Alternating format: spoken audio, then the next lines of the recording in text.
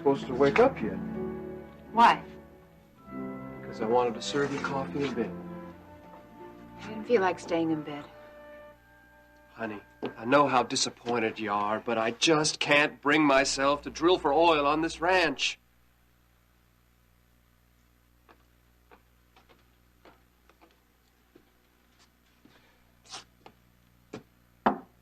Won't you try to understand how I feel about the land? I have tried, Max, but it doesn't make any sense to me. None of this makes any sense to me. Not anymore. What's the matter, Elena? You look upset. I was thinking, maybe I ought to move back out to the ranch. Oh. Well, it'd be nice to be with your folks, huh? But you'd have that long drive there and back and be late at night. No, what I mean is that I give up all this singing business. Oh, now, you don't mean that, do you? Elena, you have this wonderful voice, and look how fast your career's going. Yeah, but Nita, singing it's not fun anymore. Why not? Because I feel like I have to be perfect all the time. I mean, the more successful I am, the more nervous I get. And each show has to top the last one. There's no end in sight. Have you told this to Billy Joe? Ah, how my two favorite women doing tonight, huh? Oh, you know very well how I'm doing. How about you, Don? Not so good. Elena didn't sleep so well. Well, I got a little news here that's going to pick you up, sleep or no sleep. What are you talking about? Elena, you're going to sing on TV tonight. What? You're going to be a superstar before you know it. Welcome home, Elliot. You've been missed. Thank you. I'm very glad to be back. How was your trip? Well, it was tougher than I expected. Oh, Elliot. You were able to talk to Roger Williams, weren't you? No, I wasn't. No.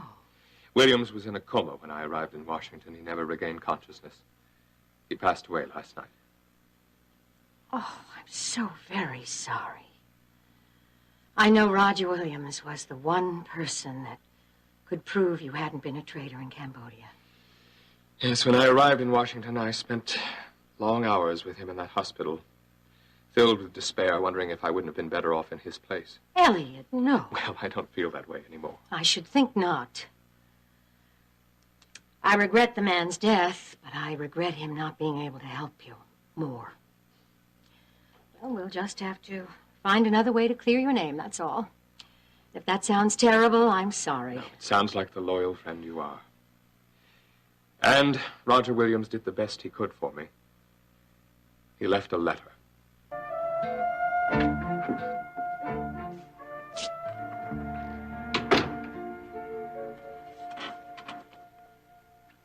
Barrett?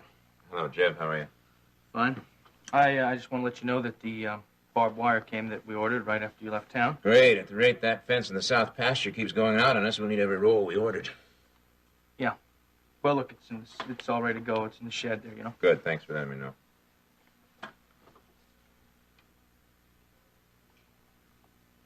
Is there something else on your mind? I went and checked the cellar door again, and I cannot figure out how Ginny got locked in there. And? And there's no way that door could have closed by itself. My father was a rancher. My grandfather was a rancher, and, well, his grandfather before him. Don't you see, Max? I don't want you to stop ranching. If you let World Oil drill and they find oil, you'll be able to buy a spread as big as Texas, and you can still do your ranching. I want to do my ranching on the property I have. I want to do it on the land I borrowed money from the bank to buy. You only had to borrow because you were too proud to use my money. That's right. But if you go with the oil wells, you wouldn't have to borrow money again. You'd have your own money, Max, lots of it. This is an opportunity of a lifetime, and you're turning it down because of some sentimental notions you have about raising cattle? It's not the cattle. It's the whole idea of... Look, what are we doing? We went round and round about this all last night. Rena, stop it. You won't have breakfast if I do. I don't care about breakfast. I care about us. Look, if we don't get off of this subject, we're just going to have one really big fight, and I don't want that. Neither do I. I want to reach a compromise with you. I really do. All right. Then at least have some company come out here and do an oil survey in our land. I thought about it all last night, but I just can't do it. Max. Look, it goes against everything I believe in. Now, I'm not saying that I'm all right, and I'm not saying that you're all wrong. It's just something that I feel, and there's nothing I can do that will change it. I don't understand you. I agree. You really don't understand me. And you don't understand me. Because if you did, you know that I can't live this way much longer. I just can't, Max. But Elliot, this letter that Roger Williams left, does it state that you were not responsible for the failure of the escaped attempt? Yes. The letter clears my name. Oh, Elliot, that's wonderful. It's what we hoped for. Yes, now, Vicky, I've told you, but no one else must know. But why not? I would think that you'd want this information made public as soon as possible. Yes, but not at the expense of others. I can't make the letter public without hurting a number of other people. I don't understand you. Well, look, people have thought the worst of me for so long, a little longer won't hurt. And in some instances, they've been justified in what they thought about me. But in this instance, they were not. And I think you should do everything you can to set the record straight. I will in time. Vicky, I have the proof of my innocence. I'll make it public when I know it's right to do so. Well, I don't understand, but I'll accept your judgment. Well, you have no choice. Exasperating man. All right, will you tell me at least? Was Roger Williams the traitor? I'd rather not say just yet. Well, I can see I'm going to have a lot to accept here. How about Barrett? Does he know that Roger Williams escaped? Yes, Colonel Austin told Barrett when he came to Houston to present him with the medal. Does Barrett know you went to Washington to see Williams? I'm not sure at this point how much Barrett knows. Well, are you planning to share the letter with Barrett? No, not just yet. Why not? Colonel Austin told me that Barrett remembers nothing of the escape attempt. In fact, he doesn't even remember leaving Cambodia. Oh, I had no idea. Well, the man endured 5 years of hell over there, and Colonel Austin and I agree that, well, that he should regain his memory of the entire experience on his own. But do you think that's possible without professional help? Well, I doubt it. Some sort of therapy will be needed. Barrett spent 4 years longer in that camp than I did. Obviously, he has more demons to contend with. More demons. And I know what you're thinking. I dealt with my demons by trying to kill Alex Wheeler. Well, you don't think there's a chance that Barrett might try to kill anyone? Well, no. I don't think Barrett is dangerous to anyone except himself. The way Ginny tells the story, that storm cellar door blew closed in the wind. Yeah, I know all that, but it just doesn't seem possible. You see, it's a heavy, heavy door. Yes, it is. Do you have any other ideas as to how it may have closed?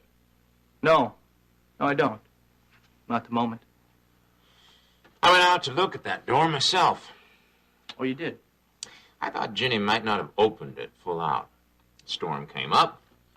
That wind caught that old thing from underneath and just blew it closed from the angle that she'd left it at. Yeah, well, you know, I thought about that, but that just doesn't seem right to me. Yeah. I feel guilty enough about leaving Ginny and having all this happen to her. If you're trying to make me feel worse... No, I'm not doing that. I'm just trying to figure this thing out, you understand? This whole accident, it just seems so strange to me. Yeah, it does to me, too. I guess all fluke accidents have an unbelievable quality about them. I guess they do. But now it's done with. I don't see how talking about it can change anything. No, but I'll tell you what I am going to change. I'm going to change the latch on that cellar door so that you can open it from the inside as well as the outside. That's a fine idea. Yeah. Oh, say, Barrett, I never did ask you. I mean, how did the buying trip go? Just fine. Oh, yeah? Good. I mean, did you get some stock for the ranch? Yes, about 2 nice heifers over at Double L. Kate had a terrible time locating you. I mean, every ranch that she called, you hadn't been there yet. Yes, I'm sorry that happened. We haven't done much business with Double L for the past several years, and I suppose that's why she didn't think of calling me there. Yeah, well, she got real panicky when she couldn't find you, and we all realized that Ginny was missing. It's my fault for not keeping in touch. Yeah. For the life of her, though, I mean, she could just not figure out what motel it was that you said you were staying at. Jim Barnes Inn? Yeah. Yeah, Grandma thought that I said Tin Star Inn. That's a natural enough mistake, I guess. I guess so. The accident is over now, Jeff. Why is it still bothering you? 'Cause Ginny is my sister, and I love her. And this whole thing was just too close for comfort. Yes, it was.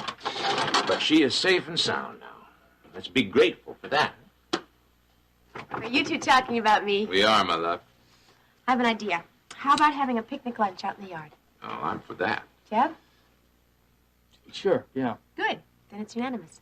Now, unless you've got any more questions for me, I gotta walk up and meet Max. No, I have no more questions. Oh, good. Bye-bye.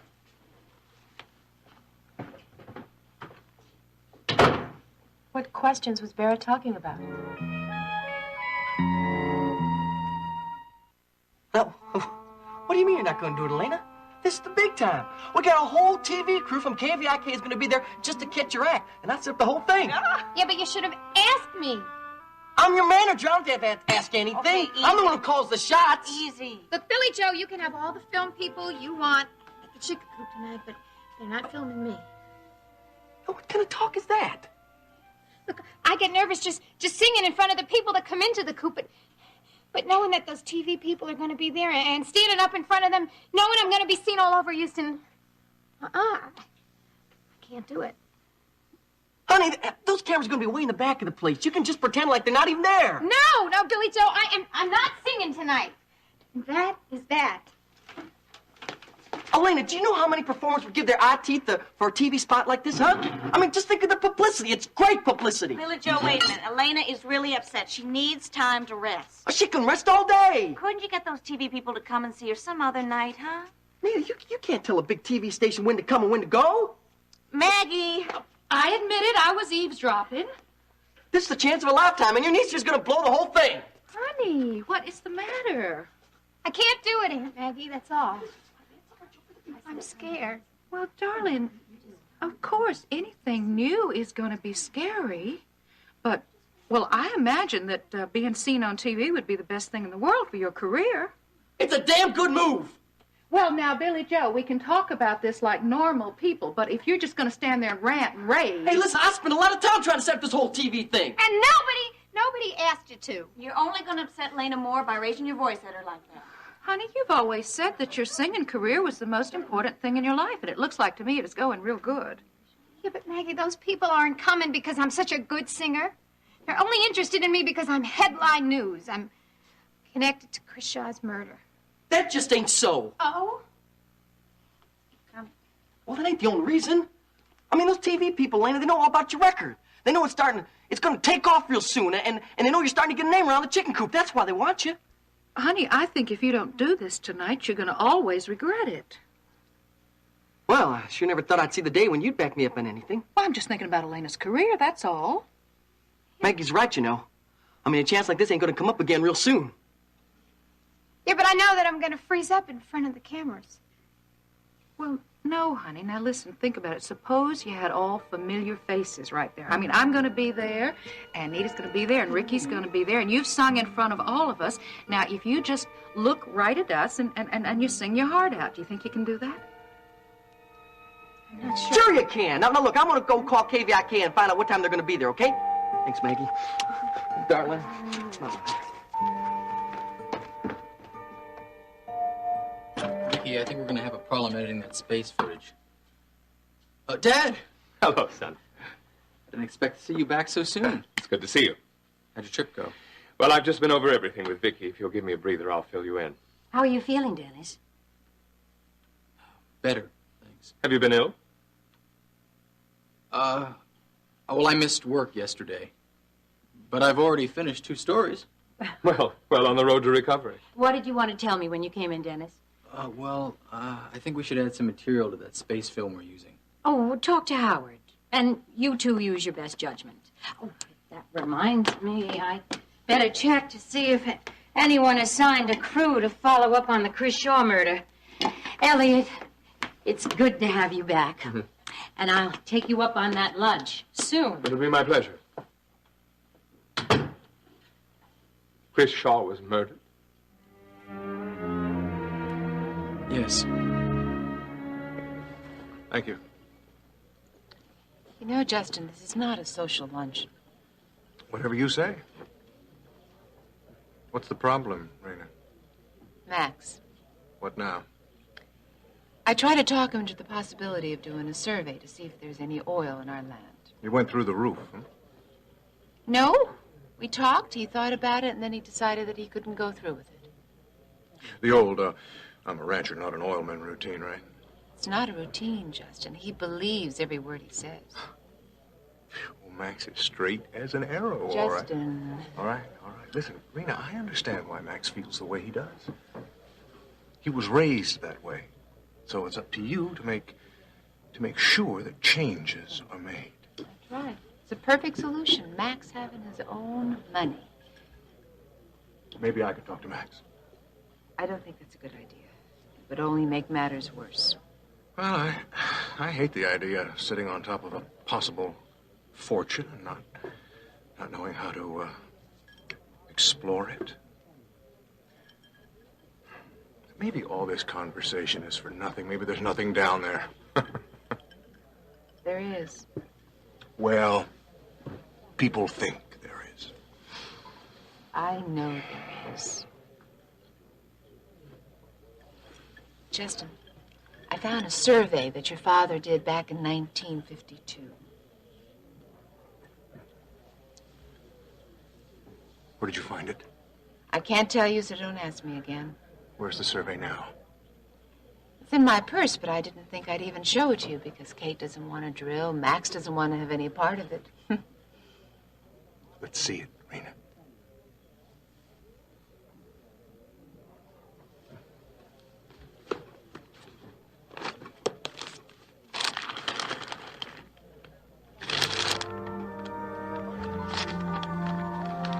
You're some lady detective. Mrs. Decker. When was Chris Shaw murdered? 2 days ago. Who did it? The police haven't been able to find anyone yet. A man like that. There must have been many people who would have liked to have seen him dead. Well, I won't argue with that. Well, Paige, I suppose the police found the film she made for that man. Well, if they have, it hasn't been in the papers yet, and it hasn't come through our news service. If nothing's come out about the film, that means Shaw had it very well hidden.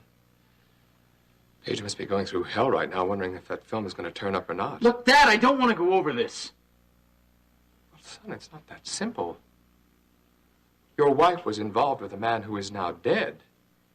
You can't just walk away from it. I just don't want to talk about it, that's all. Dennis, has something more happened to Paige? Or to you? Something you haven't told me about yet? Jenny, there's a lot of things about you getting locked up in that storm cellar that just don't add up. You're making much too much of this accident. Yeah, well, I'm not so sure about that. I don't know why you're asking Barrett a lot of questions, Jeb. He wasn't even here when the whole thing happened. Well, that's just what I'm talking about. Nobody knows exactly where he was when it happened. What are you saying? What I'm saying is he's the one that put the idea in your mind to go down that cellar that's been locked up for ages. Then all of a sudden he disappears. Jeb, stop it. What you're suggesting is horrible. Barrett went to Laredo to buy stock. While he was gone, I had an accident. And that's all that happened. Ginny, I wouldn't do anything to upset you. Then stop all this talk. Wait a minute, come on. It's just that I'm worried about you. There's no need to be, not any longer. Barrett came back from his trip a very different man. Last night, we had what could have been a real crisis. Because he came back and found Ryan here. Yes. And Barrett was wonderful about it. And we'll all be fine now. As long as you stop asking all these questions and causing us problems. Wait, no, listen, I wouldn't do anything to cause any problems. Thank you. Neither of us liked the way Barrett was acting towards Steve and me lately. I know that's all over. I'm sure of it, Jeb. I know Barrett would never do anything to harm me or the baby. And you have no reason to think that he had anything to do with this accident. So promise me that you'll get all these crazy ideas out of your head this minute, okay? Just relax there, darling. Those guys will be here to rehearse in a half hour or so. What you're going to do is rehearse, then rest, then you'll be wonderful and beautiful for tonight for all those TV cameras. Sure. Well, listen, when Andy gets here, I want you to come out back and get me, all right?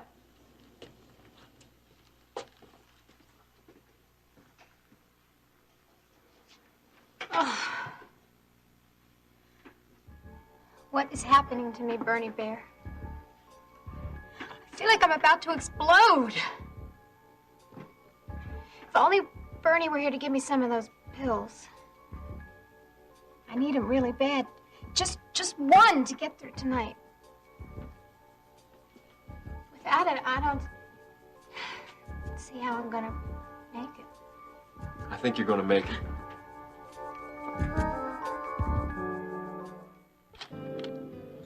Lovely lunch. Would you like to have some coffee, Jess? Hello? Would you like to have some coffee? I think that means 2 coffees. Thank you. I should have waited until after lunch before I showed you that survey. What? You haven't said 2 words to me. I'm sorry, Rena, does Max know about this? No. I was going to show it to him, but he was against the whole idea so much that I ended up not even telling him about it. Well, it's just as well. Is there oil there? The geologists think there is. Of course, you never really know until you drill first. You could come up with a 0 or you could strike it rich, but with this, the odds are in your favor. Look. This is Max's place. This is the north pasture, this is the west pasture. All of this is possible. It's over there. That's Harper's place. Here's the boundary line between Harper's and Max's place. Justin, Junior Harper was home for Easter. He was trying to sell his daddy's land. If there's oil there, then... Rena, there is nothing in this survey that says that there's oil in the Harper place. Thank you. Oh, no. Right. Put that away. What? Put that away now. What is it? Hello, Mama. Hello, Rena. Justin? Well, Vicky. What a surprise. Yes, I'm sure. What are you doing here, Mama? I'm meeting your father for lunch. Well, until Stryker comes, why don't you join us, Vicky? I believe I will. Thank you. I haven't seen you in a long time, Vicky. How are you doing at KVIK without me? Just fine. And what's the occasion that brings you 2 together? Nothing special, actually. I ran into Justin in the elevator. I was on my way to see Daddy, and Justin invited me out for lunch. There's nothing wrong with having an innocent lunch. The friend, is there, Vicky? Nothing you do is innocent, Justin. Mama. No. It's all right. I'm used to it. My only disappointment, Vicky, is seeing you and knowing that everything is doing just fine without me at KVIK. It's always nice to be missed, I always think. Well, we've had some letters from viewers asking when you're coming back, but I've told them that you're very happy in your new job with no plans to return. Well, I couldn't have said it better myself, Vicky. Things are pretty terrific for me over at World Oil right now. Mm-hmm.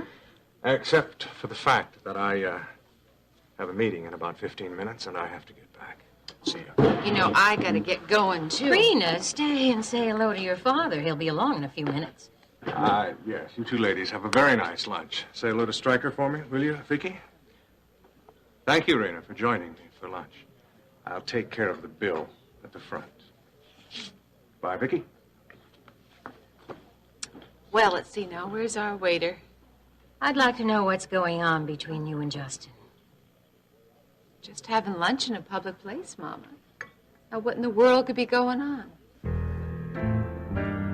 Look, nothing's happened to me or to Paige, Dad. Have you seen her since I left? Yeah, she came by the apartment while I was still packing. But nothing's changed between us, if that's what you wanted to know. Well, it was. What hotel are you staying at now? I'm not. I'm staying in the apartment. Well, where's Paige? Alex Wheeler's letting you use his suite at the World Oil Building. Well, that was kind of him. Well, that's the way she wanted it, Dad, so I stayed in the apartment. Do you mean you haven't even spoken to her since Shaw was murdered? No. Well, Dennis, No, don't you think- Paige and I are separated. Shaw's murder doesn't change that. Separated or not, I know that you still care a great deal for Paige. I don't care for her, Dad. I love her. I love her, damn it, and it's driving me crazy, but I can't forget what she's done. Dennis, is what she did so terrible? Dad, it's not the film. It's the deceit. It's the lack of trust in me, in our marriage, and everything else. Look, I don't want to go over this anymore. We've already gone over it before. Lies and secrets. They always breed trouble. But we all lie at some times in our lives, sometimes to protect ourselves, sometimes to protect the ones we love. Dennis, Paige has suffered enough. Talk to her, son. She must need you a great deal right now. What you're saying is true, Dad. I know that. But I can't talk to Paige. Not now.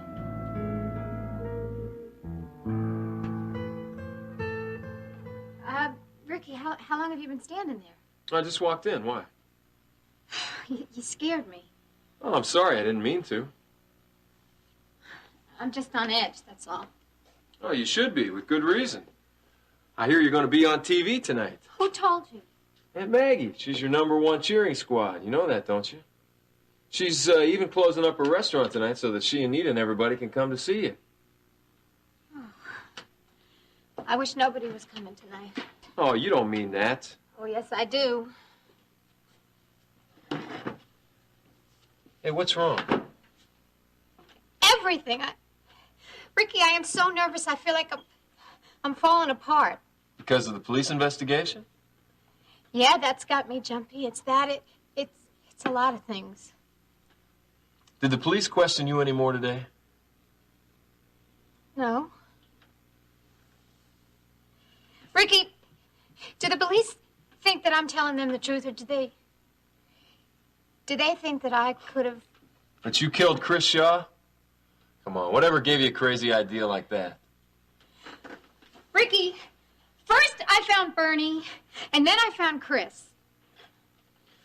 Honey, Donovan doesn't think that you killed Chris.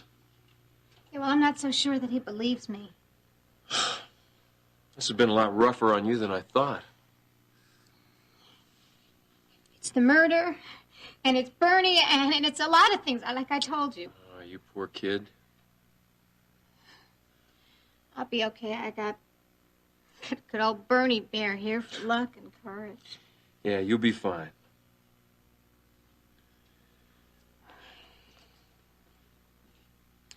Elena, did, you know that night that Bernie gave you the lucky bear, and he talked to you about his life so much, did he say anything to you that might have connected his murder with Shaw's? What do you mean? Well, Donovan thinks that Chris Shaw is dealing drugs. Oh. Now, you and Billy Joe told me that you saw Bernie flashing $20,000 in cash around. I was just wondering if... No, Ricky, you're way off. Now, Bernie never said anything to me about Chris or about anything. Hey, what's wrong? Nothing. Nothing. I have to warm up before my rehearsal, that's all. Okay. So I guess I'll leave you to it then. I'll see you tonight.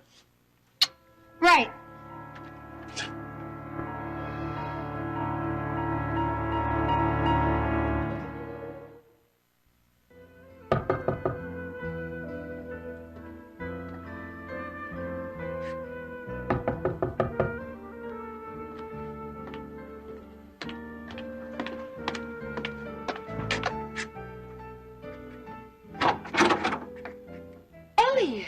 Hello. All right if I come in?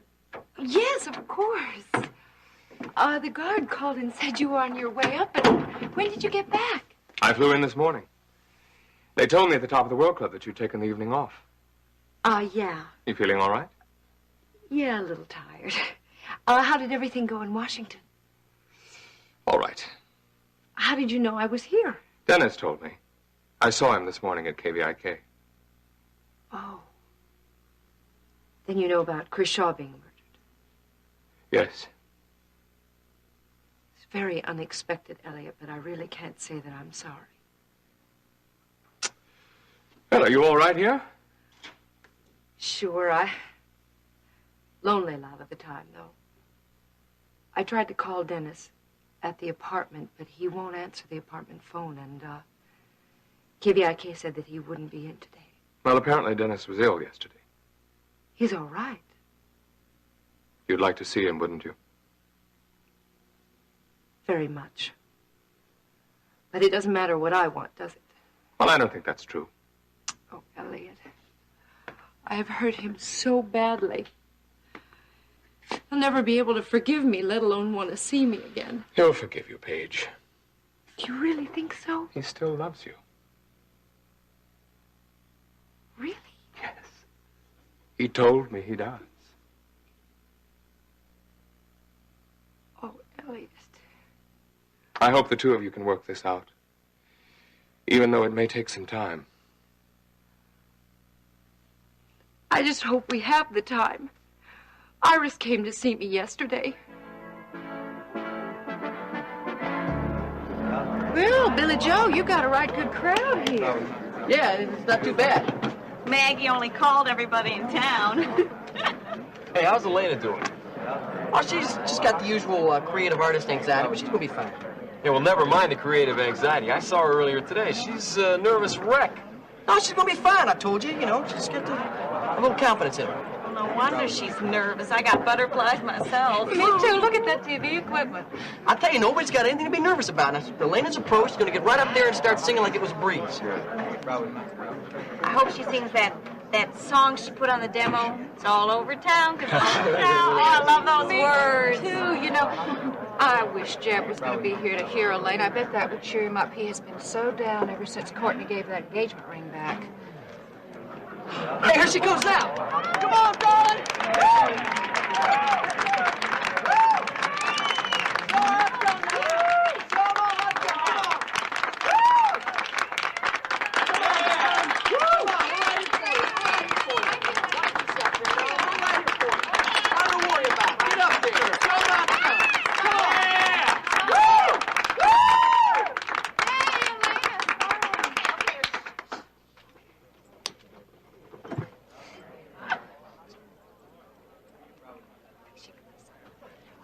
She's gonna be fine. Just give her a chance here. Give her a chance. wrong? What's It's wrong? fine. Everything's fine here. Just give her time. Just... No. Come on, darling.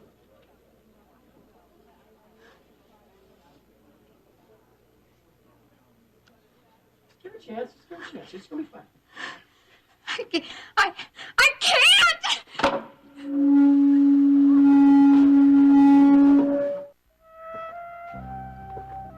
No, I get the feeling that Jeb must have said something to annoy you this afternoon.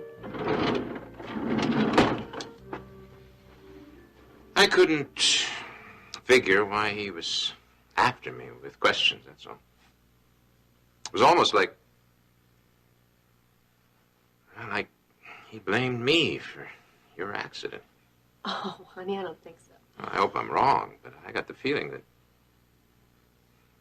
he was implying as much. Jeb's just very overprotective of me.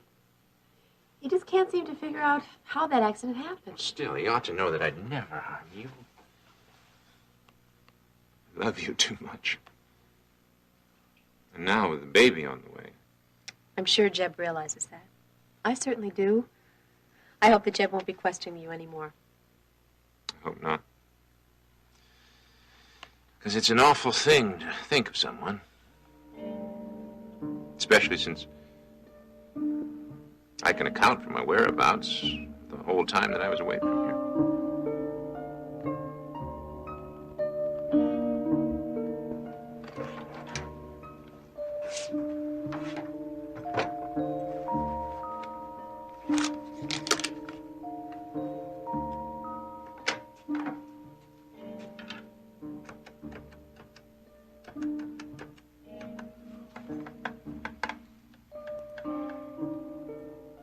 Hello.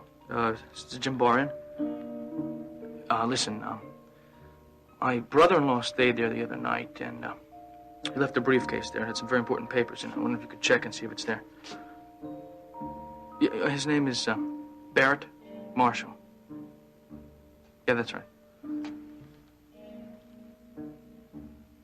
Oh, okay. Okay, it can wait till tomorrow. My name is Jeb Hampton.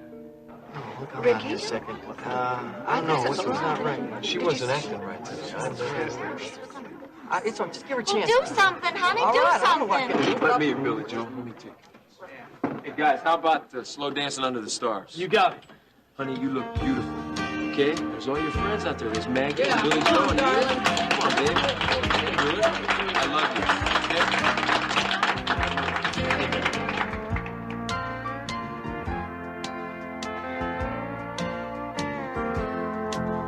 I'd like to express this deep happiness that comes over me when you're near.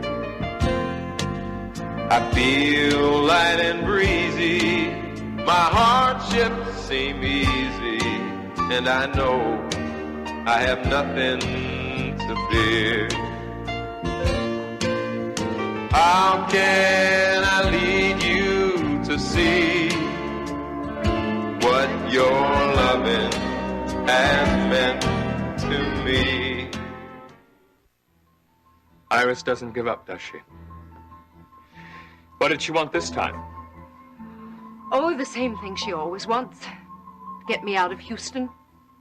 She assured me that Dennis and I would never get back together again. She said she'd see to it, Elliot. She's unbelievable. Paige, if you want me to... No, there's nothing I want you to do. Thank you. I think this is something I have to do myself. Well, you may not be able to. It may soon be completely out of your hands. What do you mean? Well, because of the film Chris Shaw was blackmailing Iris with. If the police didn't find the film in Shaw's office, and from what Dennis said, they didn't... No, they didn't. At least there was nothing said about it. Well, all right, the film will turn up.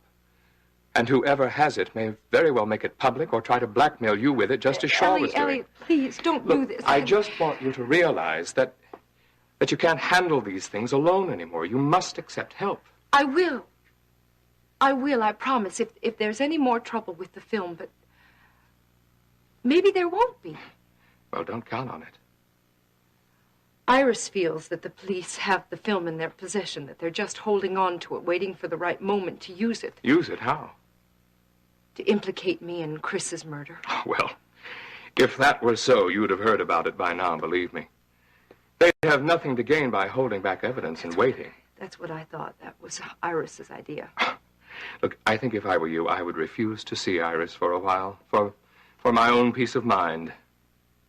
I just may do that. And remember, if you need me, I'll help any way I can. Thank you.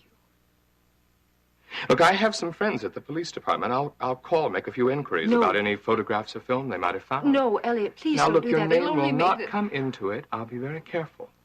All right? You're not alone in this. I'm here to help. And I'm only as far away as that phone. All right? Thank you. Bye.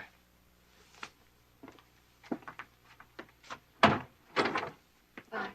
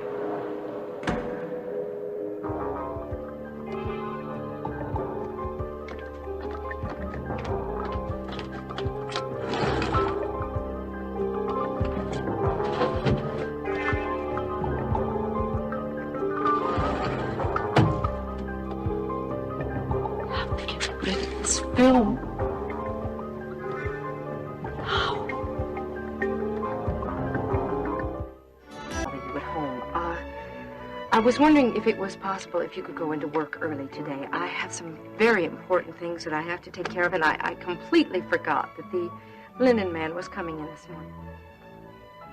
Thank you. Yeah, good. Yeah, I'll see you as soon as I get there. Okay. Most important thing I have to do is get rid of endless passion.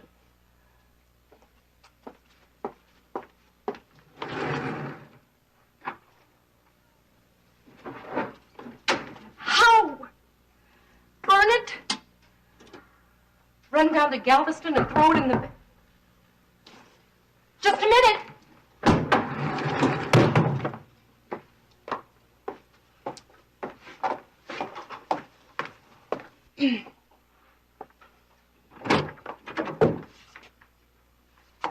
Haven't I answered enough of your questions? I've got just one more to ask.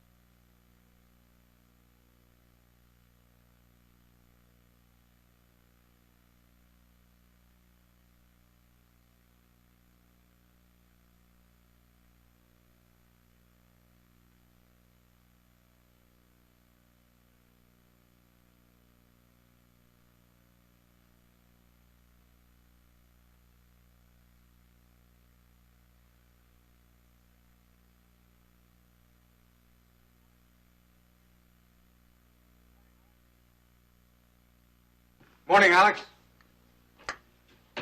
I really don't have much time this morning, Justin. Of course. Just the point. Of course, all I want to know, Alex, is whether you've ever seen this.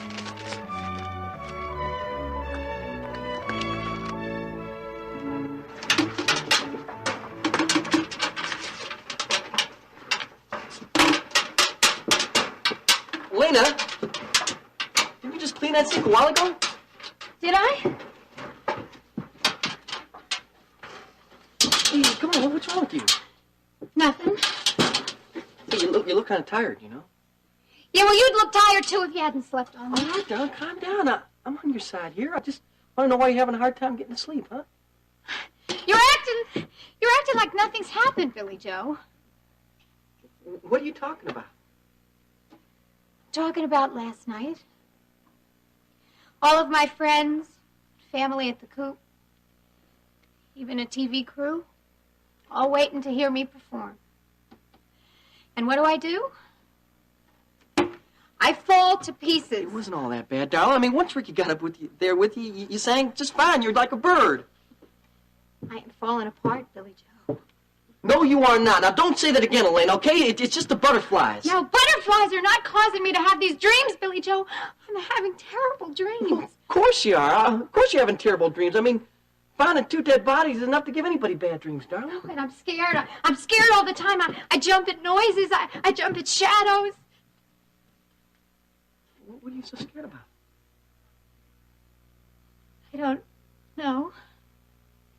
I'm just scared. Are you afraid the police might think you're a suspect, huh? They might?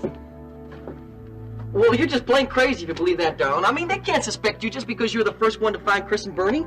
No, it's something more than that, Billy Joe. Something that you don't know.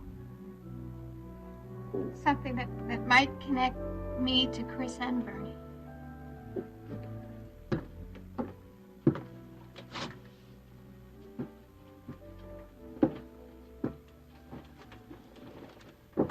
What's that?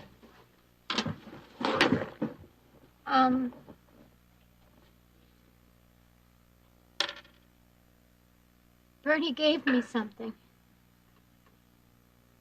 What sort of something? He gave me some pills. What? Well, what were pills? He gave me some tranquilizers because I was so nervous about doing the demo. Are you crazy, huh?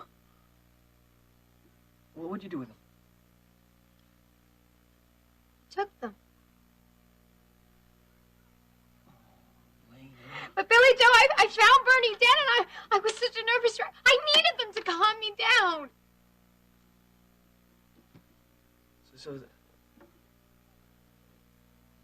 So that's why you're so calm all of a sudden at that recording studio, huh? How could you do something like that, huh? A stupid thing like that. Bernie told me they were mild. It was still a dumb idea. Billy Joe, I didn't know that Bernie was going to be murdered. Darling, Bernie was into drugs. He was dealing drugs. He was dealing for somebody, and he wanted to try to cut himself in for a bigger part of the action. That's why he had that $20,000. How do you know? Because he wanted me to go in with him, but I told him I didn't want anything to do with it. What'd you do with the rest of them? They're gone. You threw them away. I took the last one a couple of days ago.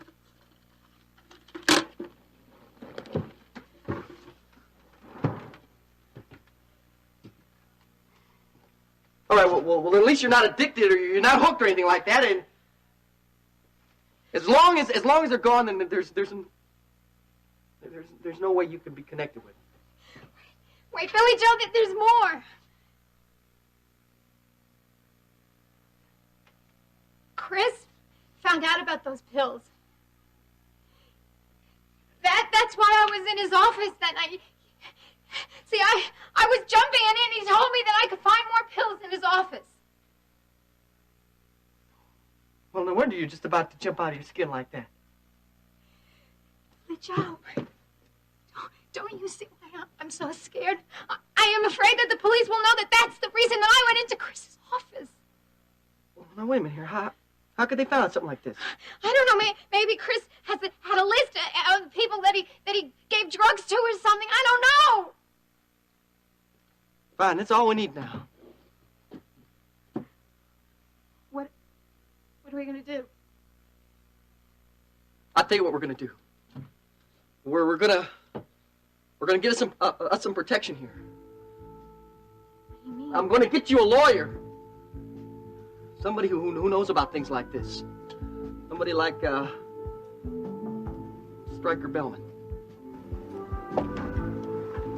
I hope you can make this quick, Detective. I have a lot of work to do today. I'll get right to the point. Good. We've just got a rundown on some of Chris Shaw's former associates before he came to Houston. And we turned up a very interesting thing. Oh, really? Yeah. It seems you knew Chris rather well. Look, Detective, I told you the morning that you came here after Chris was murdered that we were acquaintances. I never kept that a secret from you. Yeah, but it seems that you were more than just acquainted. Which made me wonder why you didn't give us this information after Bernie Stokes was murdered. You never asked. If you'd have asked, I would have told you that. You know, you told me at that time that you were going to meet with Chris for business reasons. Yes, that's right. But you never did say what business. I don't think that's any of your concern, Detective. May I remind you, Mrs. Carrington, that this is a murder investigation? Now, if you don't want to answer my questions here, I can have you come on down to the station house. Yes, well, I have already been down to your little station house. Well, I'll have you down there again. I'll have you down there just as many times as I have to finish up this investigation. Yes, and how long do you think that will take? When we find out who murdered Chris Shaw and Bernie Stokes, that's how long it'll take. Look, Mrs. Carrington, I'm not here for my health or because I enjoy your company.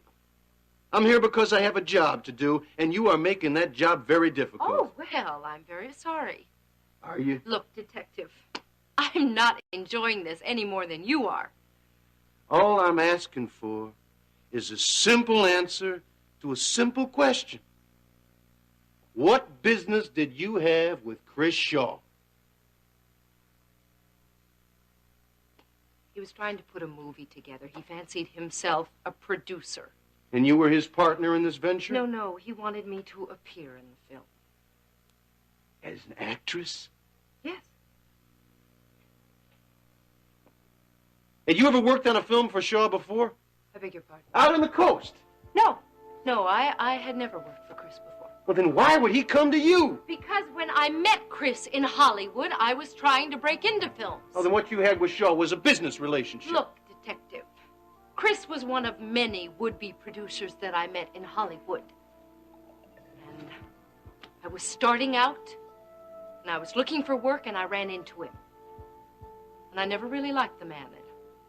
No, you're not supposed to speak ill of the dead, but I can't think of one redeeming quality. Unless you think that disliking someone is a motive for murder. I have to know what this is all about. You see, sometimes a motive in a crime of this nature can be very well disguised. Your father was telling me about a survey that he was going to have done on his land years ago, but I assumed that Kate changed his mind about it. Yeah, well, Grandma was always dead set against this sort of thing, but I guess Dad just went right ahead with it. Where'd you find this?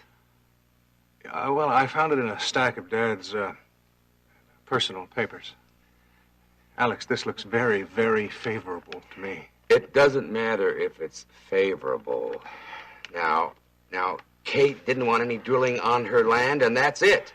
I know what Grandma said. Now, that is it. Now, I mean it, Justin. Now, I'm not going to have Kate upset about this. Alex, if you'll just take a look at this survey again, the potential sites are not even on martial land. They're not? No, they're on the parcel that belongs to Max Decker. Well, what I know of Max, he'll be against any exploration, too, just like your grandmother was. Yes. So far, he is against it. So far? You mean you've already talked to him about this? In a way, but I have not accepted his response as final. I wanted your permission, Alex, to go ahead on this. Now, I don't mind you pursuing this as long as it doesn't antagonize anyone, okay? Thank you very much, Alex. Well, looks like you had a good meeting with the boss. Well, now all I need is a good meeting with a certain rancher. May I use your phone? Not until you tell me what you have for me. Oh, I almost forgot. Yes. Something to make up for the little luncheon that I missed. Oh, well, you shouldn't have. What is it? Open it and see.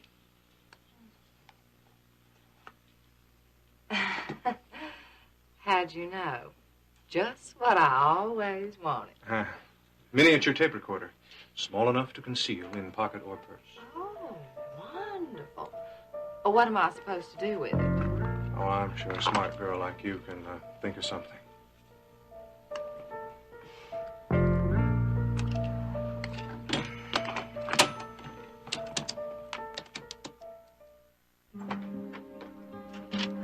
Hi, Daddy.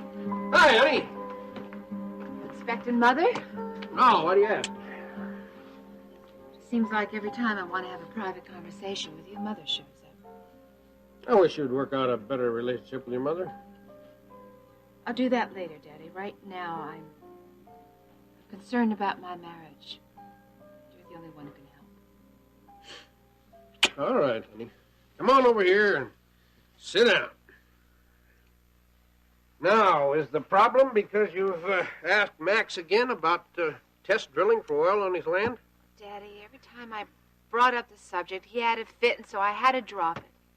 I mean, he thinks that if he allows one oil rig on his precious property, that all of Texas will go to hell. Daddy, that's not funny. No, I'm sorry, honey, but most cattlemen feel that way about their land, and I can understand it. I remember the old days looking out over Texas and seeing nothing but cattle and grazing land. That was years ago. Yeah, but it was a wonderful feeling And I can see why Max doesn't want to give it up. I know what it means to him. See if I've got this straight. Are you saying that you agree with Max now? I'm also saying I know what a couple oil wells will mean to you. Daddy, it's not the cattle, it's not the wells that mean anything to me. It's Max and our life together. He's just got to have his own money if we're ever going to be happy. You can't expect him to give up ranching. No, but he can compromise. He's got an awful lot of land out there, Daddy. It doesn't all have to be used for ranching. I swear, Daddy, I'm not trying to change him. I just want us to be happy. I believe you, honey. Oh, I love you, Daddy. You're the only one who can talk some sense into him. He likes you. He respects you. You went into the oil business and you stayed a gentleman. You didn't sell your soul to the devil. You're a real man, Daddy. Well, I never thought of it that way. I just thought of building a good future, good life. Will you please talk to Max? Try to make him understand. It's the only chance I've got, Daddy. All right, honey. Why don't you invite your mother and I out to supper? I can't do that because Mother will take Max aside and then you won't be able to do anything with him. You've got to see him by yourself.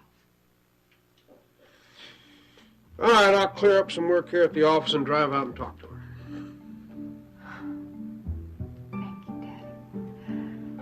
Oh, thank you. Well, I thank you for your time. Yeah, glad I could be of help. Oh, and Mrs. Carrington. Yeah? If you can recall anything else about Mr. Shaw, concerning his life in Houston or in Hollywood, would you get in touch with me? Certainly, Detective. Good day.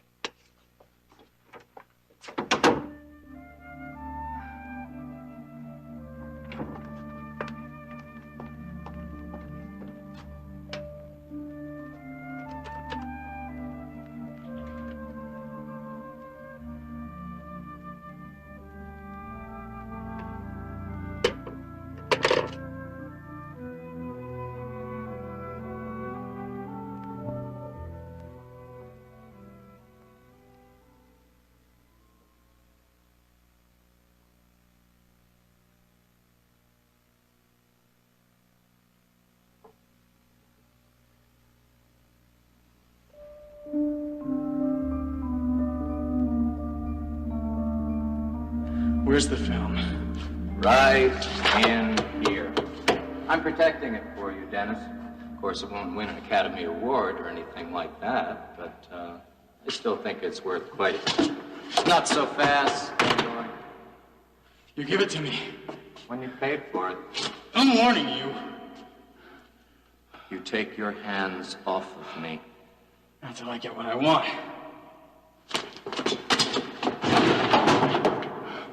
Very bad idea to make me mad, Dennis. Now, why don't you just get out of here while you can still stagger? Okay.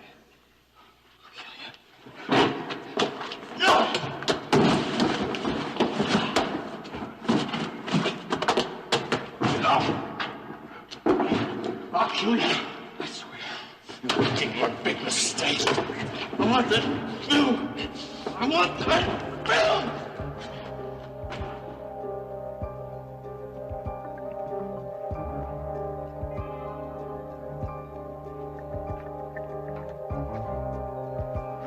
Damn it! Was I that drunk? I killed a man. Why can't I remember? Why? Come on in, you two. Make yourself comfortable.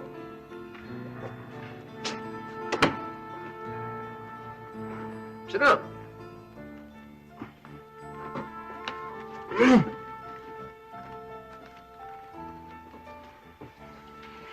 Now, what can I do for you?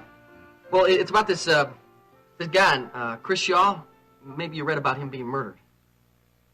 Yeah, I read in the newspaper. That's about all. I'm the one that found the body, Mr. Bellman. Must have been quite a shock for Yeah, and what's worse, she even found the body of the guy who worked for Chris, Bernie Stokes. Oh, yeah, Bernie Stokes. I remember his murder. I even talked to the DA about it. You did? Yeah, my daughter, Rena, wanted me to check on it for you, Elena. For me? Yes. She was worried about it and wanted me to check it out. Well, what'd you find out? Well, nothing. Elena was in the clear, and she wasn't even considered a suspect. That is good news, Mr. Bellman. Yeah, but that was before she found the other body. Now, I know that in geometry they say that it takes 2 points to make a straight line. But just because you find 2 bodies doesn't make you a murderer. Yeah, but it's not just because she found the 2 bodies. She, What? Well, it was no secret that none of us who worked at the coop really cared much for Mr. Shaw. I know it's a terrible thing to say about somebody, but it's true. I wouldn't worry about not being kind to the dead. From what I read in the newspapers, he wouldn't have won any popularity contest. Yeah, that's the truth, all right. What I was really wondering was, though, if Elena, well, if she was to become a suspect or anything like that, do you think you could handle her case, Mr. Bellman? Well, I'm licensed to practice law in the state of Texas, and I don't see any reason why I couldn't handle Elena's case. Well, we'd really appreciate that. I think you two are putting the cart before the horse. I don't think you have anything to worry about. In all probability, the police will find the real murderer soon.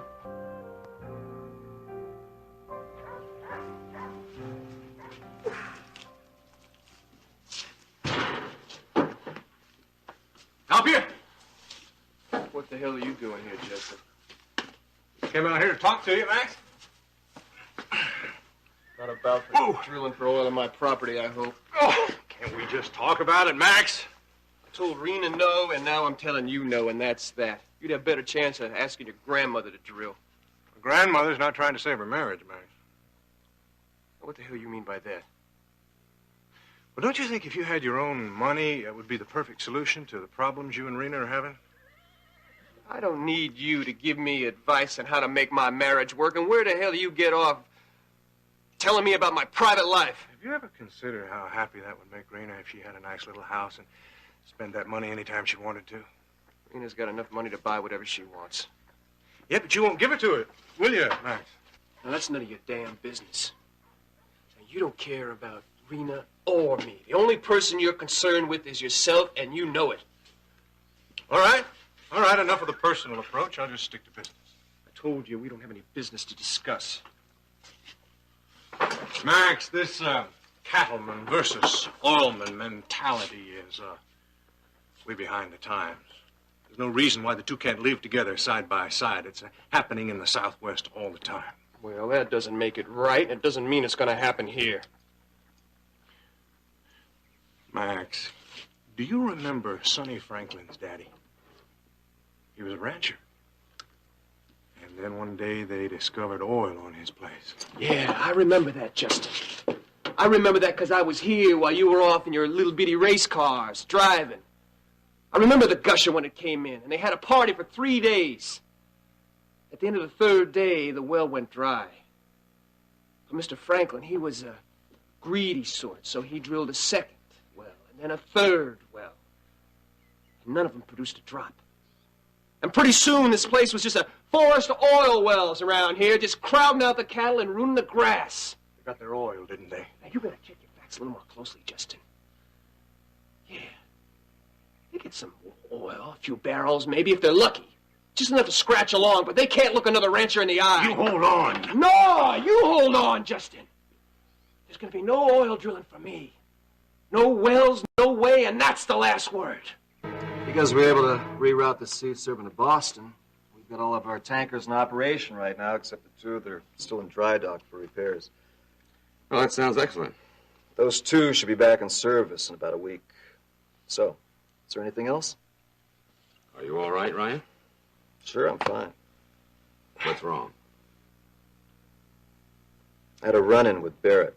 When was this? He came back to the ranch while I was still there after Ginny was found. What happened? Well, he kicked me off the property. Well, didn't you explain why you were there? Oh, I tried, but it didn't do very much good. You see, he was very intent on my leaving. That's not what bothers me.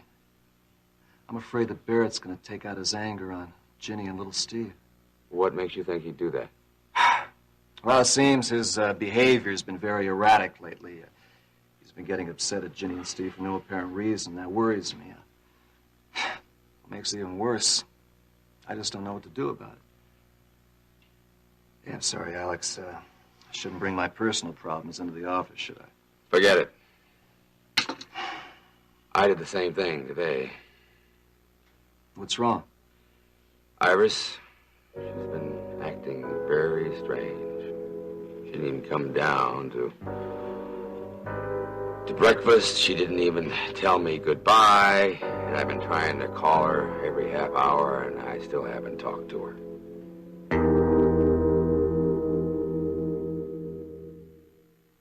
Well, buddy, if that's the way you want it. That's the way I want it.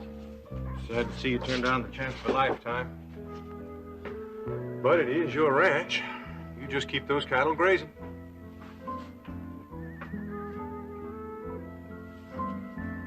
Hello, Rena.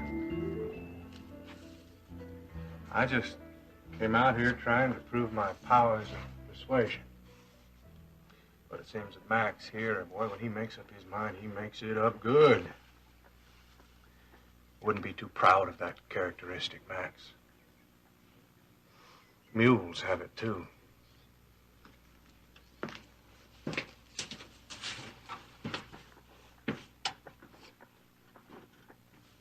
Max, I had nothing to do with Justin coming out here, so don't you start blaming me. Seems to me you two have been in pretty close contact.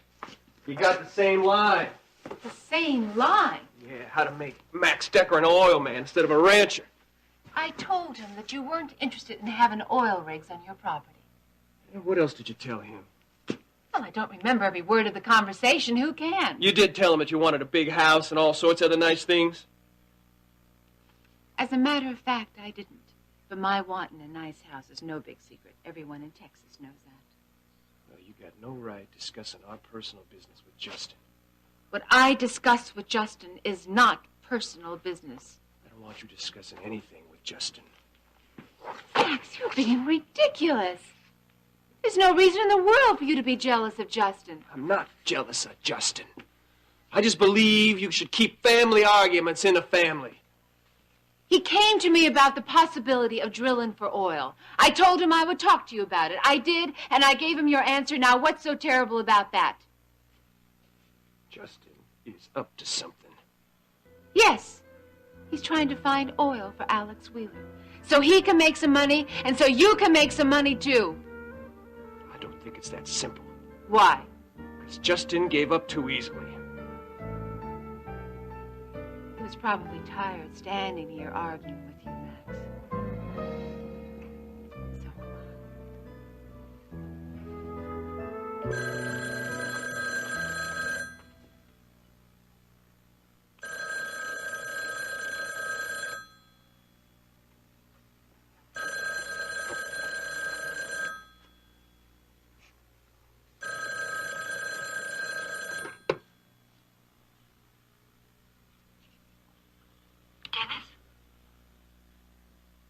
Dennis, are you there? I'm here. Paige. So good to hear your voice again. Honey, I have been trying to get a hold of you. Are you all right? I'm just fine. Why aren't you at work today? I'm going in later. I tried calling you at KBIK yesterday, and I had left many messages, but you never returned my call. I know. Then you got my message. I got your message. Dennis, I have to talk to you. We don't have anything to talk about. It's important. The last time I saw you, you were drunk, you were upset, Oh, come on. What are you talking about? Did you go to see Chris the night he was murdered?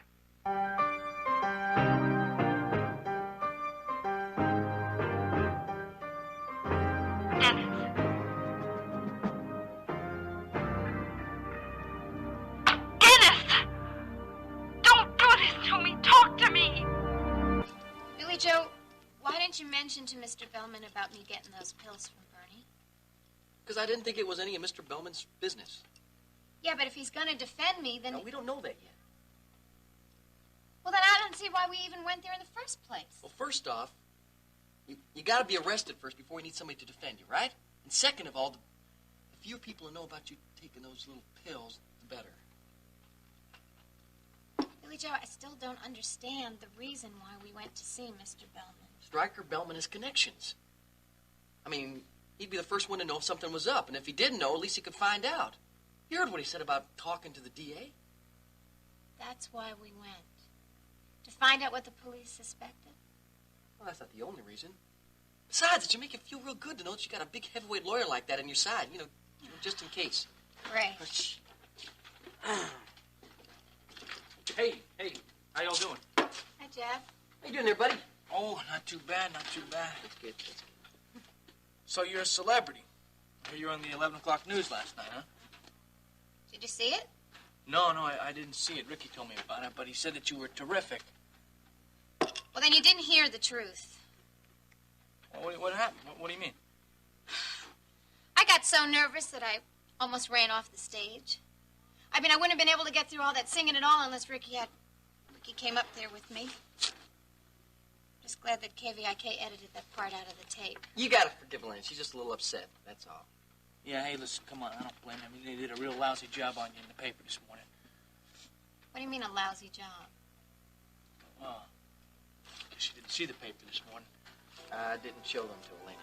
What is he talking about?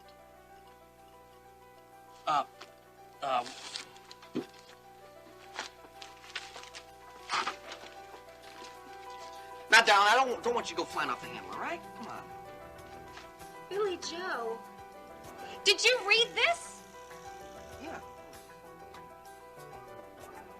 They think that I murdered Chris.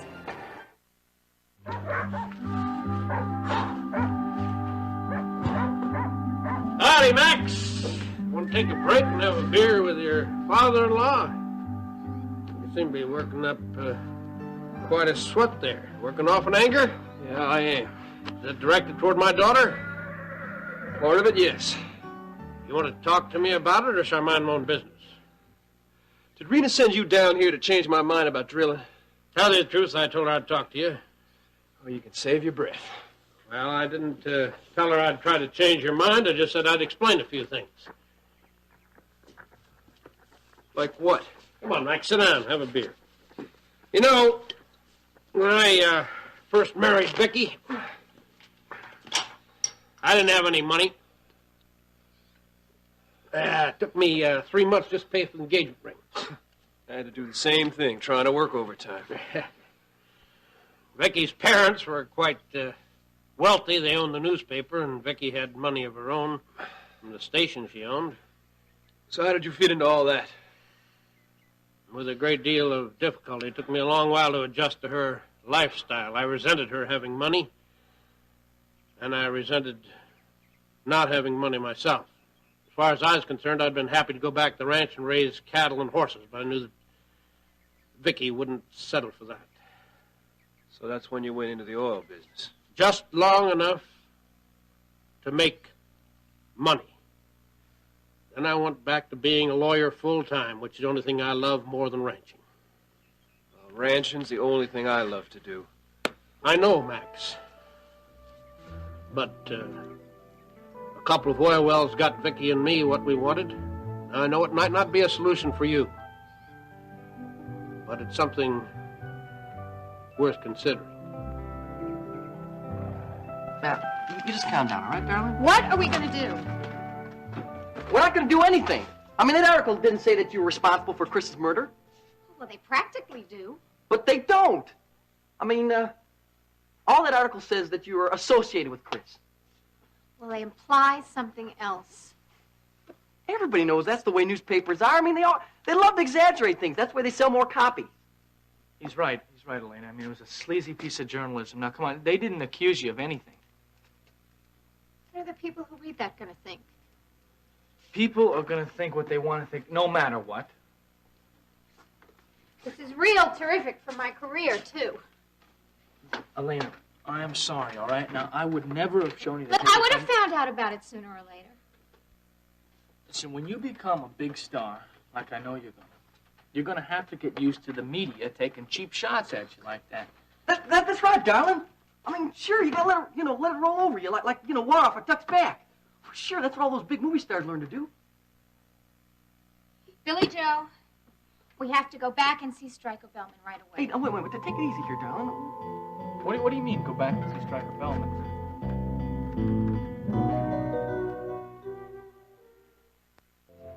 All right, why don't you go home and get some rest and take it easy? You've already worked a full day anyway. No, I better keep busy. If I go home, I'm just going to be worrying about Ginny all the time. Look, I have a meeting with Woodruff up in Publicity if you need me, all right? Hmm?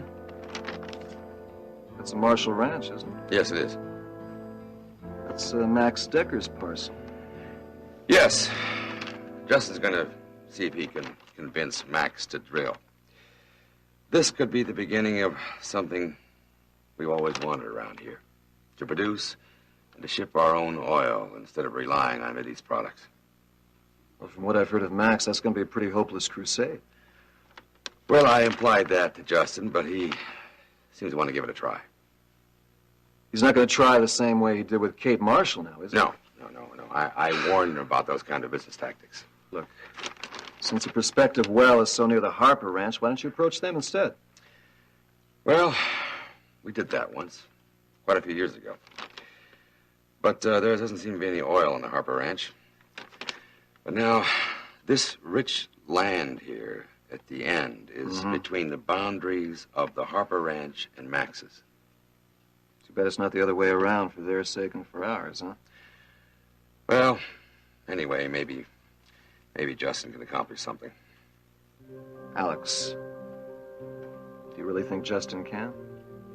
I don't know. He's a tough cookie. Yeah. Maybe he's too tough. Well, Elena's been so upset this past week about the police and everybody being so suspicious about, well, her finding Chris and Bernie that I figured it might just calm her down a little bit if she went to see a lawyer. Listen, I used to know a little bit about the law, and you don't need a lawyer unless you're arrested. I know that, and you know that, but try telling Elena that. You know how she is when she sets her mind on something. Hey, Elena. What? I know you're upset about the paper this morning. It upsets me, too. I did not kill Chris. Elena, nobody said you did. Nobody that matters anyway, you know. Me or Billy Joe or Maggie or Ricky. Yeah, but the papers... Forget about the papers. The papers do not matter. What matters is the police. The police know that you have no motive, therefore there is no case. You had no business with a guy, right? You just worked for him, that's all. Right. Billy Joe, I think I'm going to go over to the trailer and rest. Yeah, it's okay. Let me walk you over there, okay? You don't have to do that. I want to do that.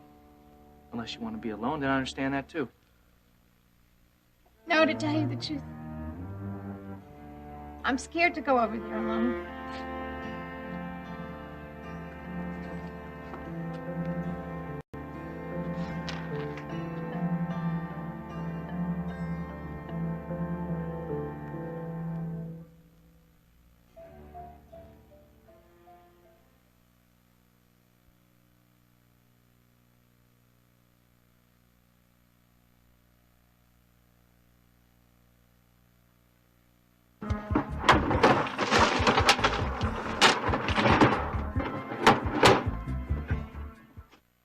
Have you seen Courtney since she gave you back the ring? Yeah, a few times. Run into each other, yeah. Must have been awkward. It's a little bit. It must be rough. Well, you know, it's not like we're not talking to each other or anything like that. We had an argument. But I thought that Courtney said that... Hey, Elena, let's talk about something else. You want to? Okay, I'm sorry. It's okay. Hey, do you have to rush back to the ranch? No, I don't. No, I don't. I got some time. Well, then Why? why don't you come inside? There's some stuff in the fridge, and I'll make us something to eat, okay? Okay, that sounds terrific.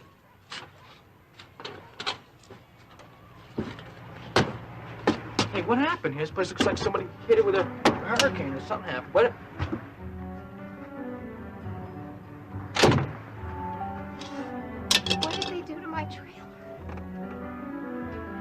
that way. It looks like some thief or something's looking for money. Jim!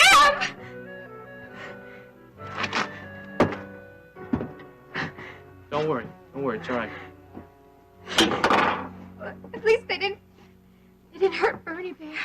What if I didn't come here by myself? Elena, you didn't. You're with me. Everything's okay, all right? It's all right. You must think that I'm acting like a child about this whole... No, I don't. I don't think you're acting like a child at all. It's okay. Come on. I'm here with you.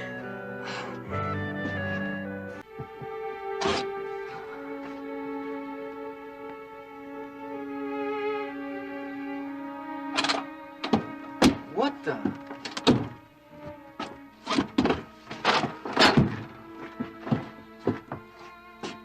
What happened in here, man? You had a visitor. We better call the police.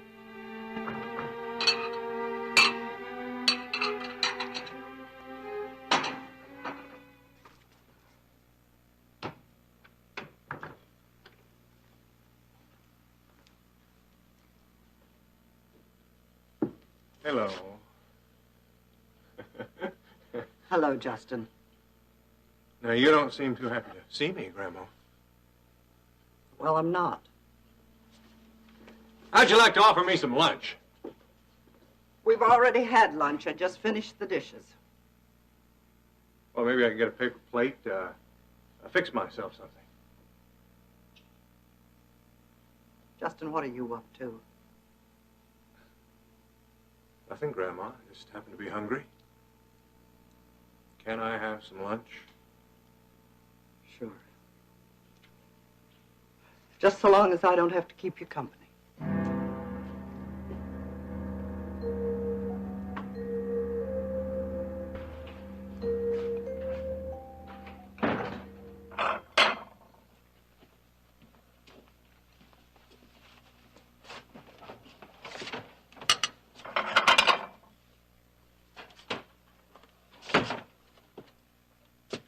I've had a stream of visitors all day.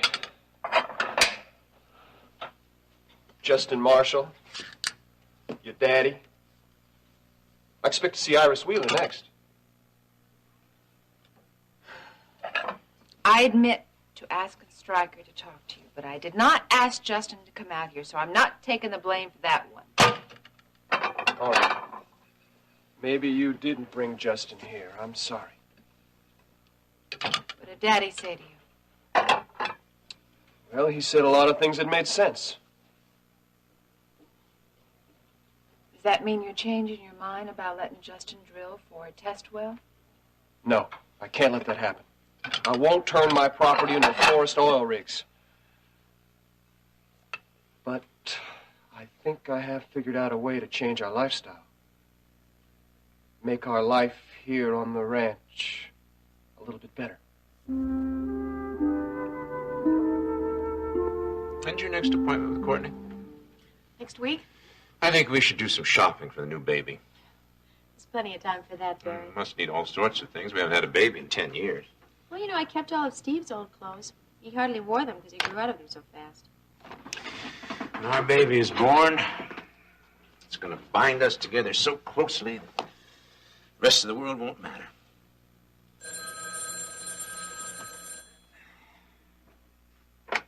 Hello. Hey, old buddy, it's Jim Barr. Hey, hello, Jim. How are you? I got a real strange phone call about a briefcase you were supposed to have left here the other day. I thought I'd check it out. Well, who called? A fellow called Jeb Hampton. Oh, yes. Well, that was all a misunderstanding. It's all straightened out now. Well, I'm glad to hear that. I thought you'd come to Laredo without looking me up. Away with some woman you weren't supposed to be with. Suppose I was.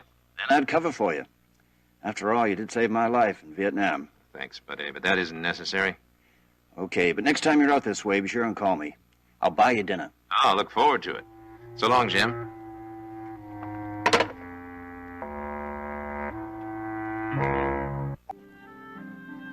What are you talking about?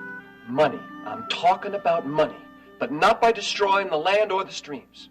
How? Well, I'm going to this cattle auction next week.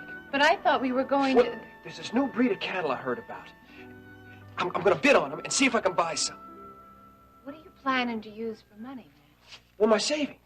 You see, these animals, they produce superfine stock, and I know that if I can get a hold of some of them, I can build the Decker Ranch into one of the finest in Texas. I'm sure of it. And how long do you think it'll take these cattle to start producing? Not long. 4 years, Max. 1, 2 at the most. Honey, don't you realize that in 2 months, with 1 well, you'll have enough money to buy all the cattle in the state? 2 months, Max. No one is going to drill for oil in my ranch. Now, that is one thing that is not going to change, and you better get used to it. Sure that. But there is one thing that is going to change, and that's our social life. I'm going to start taking you into Houston more often. I'm going to take you to the theater. Hell, if you even twist my arm just a little bit, I'm going to get into that brand new tuxedo you bought for me, and we'll go to the ballet.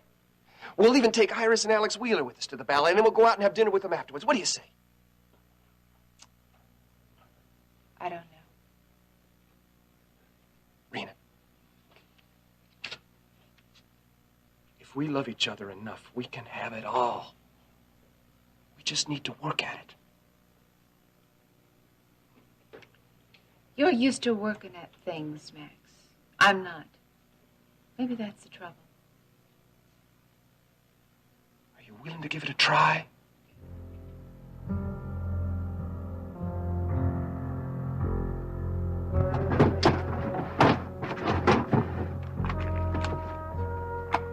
Right. Give up.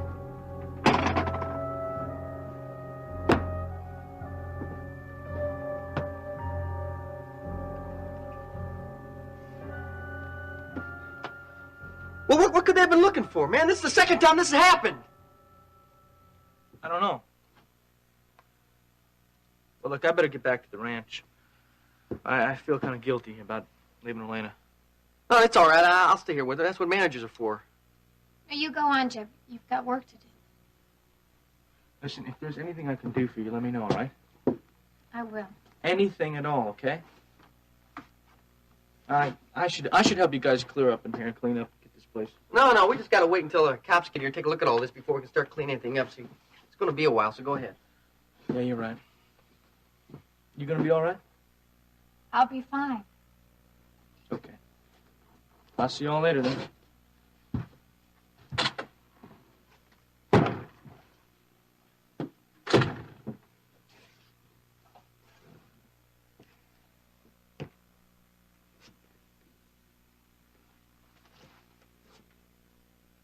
What's with you?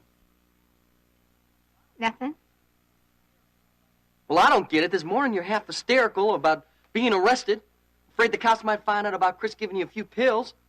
And now you come in here and you find that some burglar's been in here, turned the place upside down, and you're smiling like a cat in a cream factory. Just don't make any sense to me. Jeb and Courtney have broken up. I know about that. Nita told me. I just don't see any... Oh, hey, wait a minute here. You're not planning on starting things up with Jeb again, are you?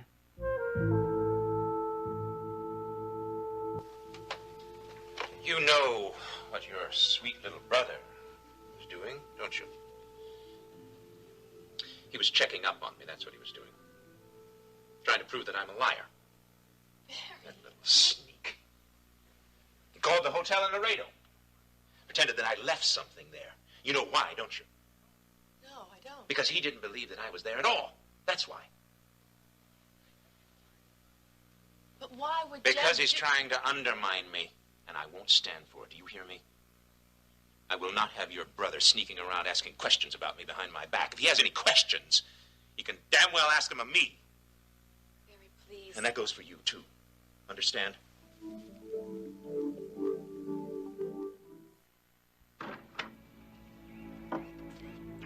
Well, hello again. Did you have a nice lunch? A little lonely. It's not bad. Where is everybody? Minding their own business, I suppose.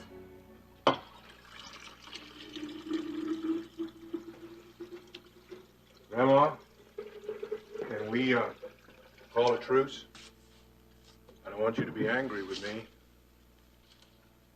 What else can I be? You come out here like the devil himself, trying to tempt us to sell our souls to the great god petroleum. Oil was the worst thing that ever happened to Texas. It was the best thing, Grandma.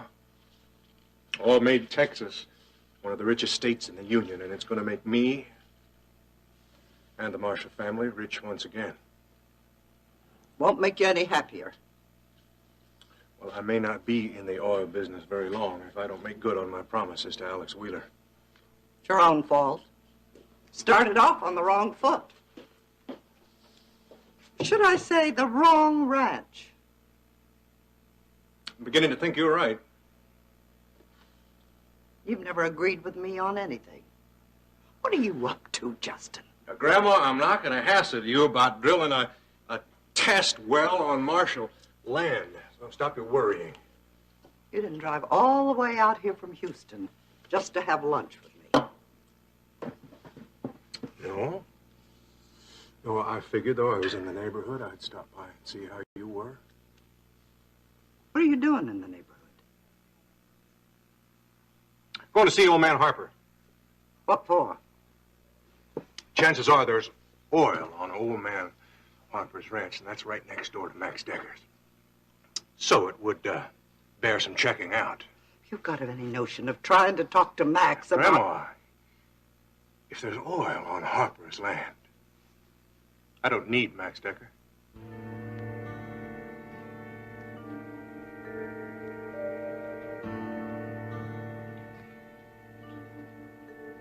What's the matter, Rena? You seen the paper yet? No. I was going to read it later. Why? It's about your sister.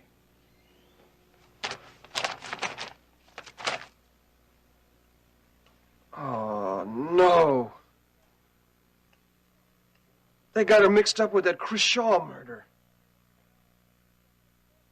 And they make it sound like she's mixed up in a drug ring or something. Oh, you know how the press is. They always try to Oh, make it's things starting to seem come like- true. I told Elena this would happen, but she wouldn't listen to me. It's beginning to happen. Max, Elena is not mixed up with drugs. If she were, Ricky would have told you about it. He sees her all the time. He would have known. Oh, I'm not so sure Ricky would have told me. Well, you haven't exactly been the most understanding brother in the world lately. I went into town when that Bernie Stokes was murdered. I think you should go into town and see her now. I have a feeling she needs you more than ever. I just wish I knew how I could help her. Just being there is going to help her. If it'll make you feel better, I'll go with you. No, I think I better go alone. While you're gone, I'll go up to the house and see how Ginny is.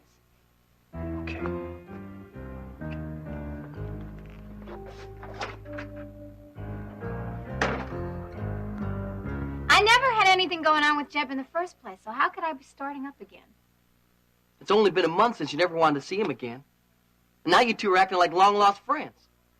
Well, he helped change my whole life, Billy Joe. Yeah, I'll say things have changed. And even you have to admit he wrote me a beautiful song. I'm grateful for that. What's changed is that you're beginning to make something of yourself. Now Jeb just wants to jump on the bandwagon, darling. Oh, what are you talking about? I'm talking about you.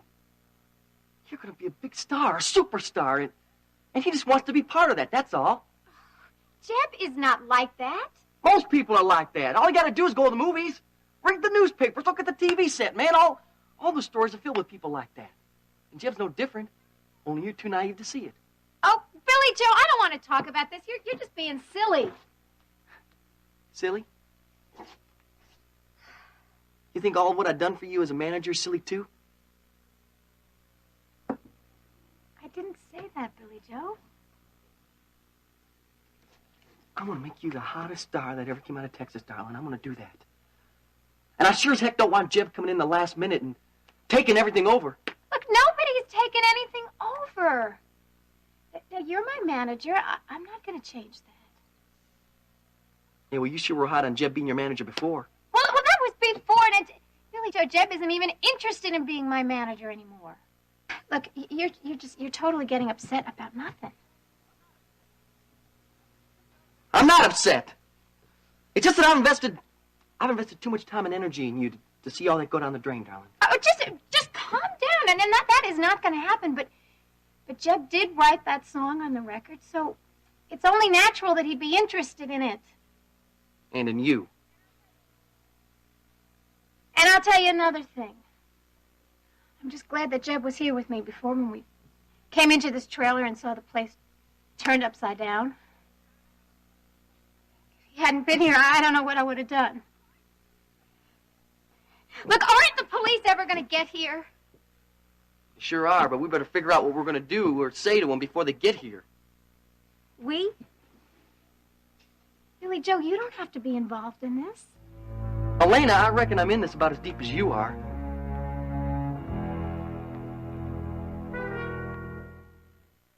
You're bound and determined to ruin this part of Texas, aren't you? Let's not talk about oil, Grandma. Fine with me.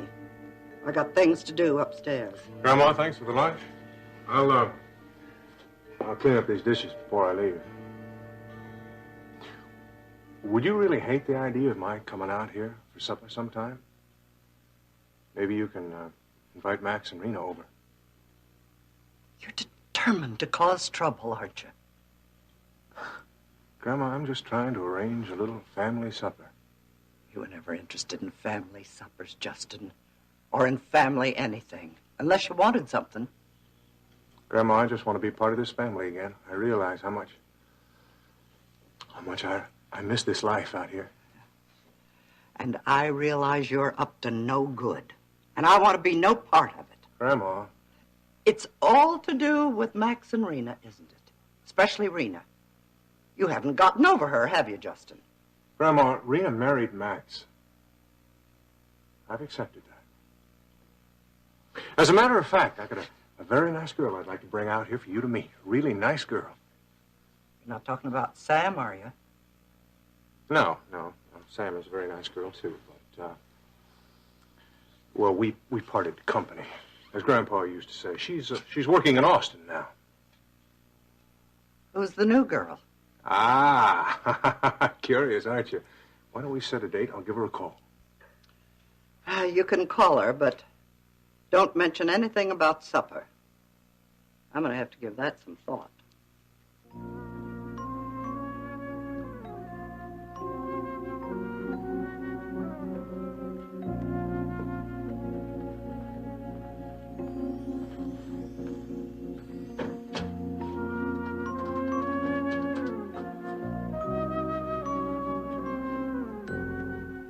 Well, why don't you report in? Tell them we'll be back to headquarters shortly. I'm real surprised you came out here yourself, Donovan. I mean, it's just a little burglary here. In fact, you can't even call it a burglary because there really isn't anything missing. What about you, Elena? You think anything has been stolen? No, not that I can tell. I guess it wasn't all that serious after all. Oh, I wouldn't be too sure about that. How do you mean? I mean, Elena just told you here nothing's missing. Yeah, well, sometimes when there's nothing missing, that's when we have to investigate most carefully.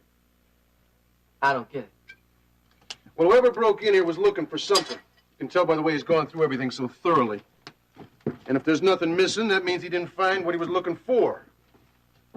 Well, what do you mean? I mean, he may come back and try again. And when he does, we want to be prepared for him. Do you think it could have been the same person who broke in here before?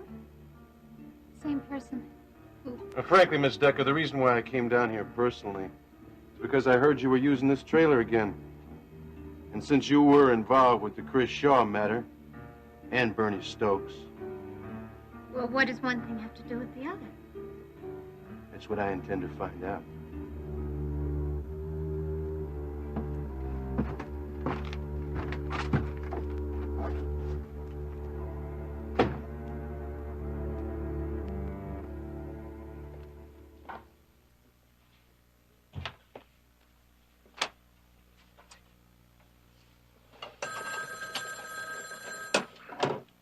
Good afternoon, Mr. Wheeler's office. How you doing? Oh, well, hello there, Justin. I'm just fine. Well, right now I'm out here at the Marshall place, and so while I'm out here, I thought I'd pay a visit to our neighbor, Mr. Harper. He's got the place right next door to Max Decker's. Oh, will you be back in the office this afternoon? I should be back in 2 hours or so. Listen, Ashley, I'm going to have an appointment with Alex today. Oh, let me see now. I think he'll be able to see you. Oh, by the way, I really must thank you for that gift you gave me, Justin. Oh, do you like it? Well, now, I'm not real sure that I understand exactly why you gave me such a sweet gift, but it is the cutest, tiniest little tape recorder I ever saw. But I don't know exactly what I'm supposed to be doing with it. Well, it's not just cute, you know, Ashley. It's very, very powerful. So why don't you test it out? Why don't you put it in your purse and keep it turned on? Have fun with it. It'll record any voice within a 15-foot radius. Why, Justin, you do have the strangest ideas. But, of course, I'll do whatever you say. I'll see you later.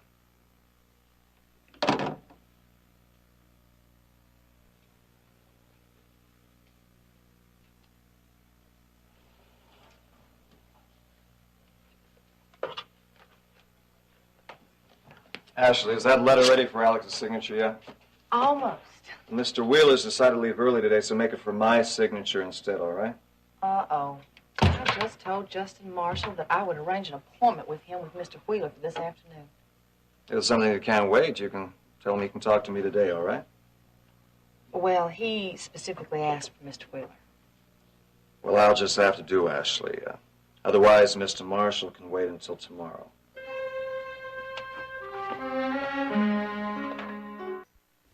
What in the world is the matter with you? You and your brother are taking sides against me. That's what's the matter. That's just not true. It is true, and I won't stand for it.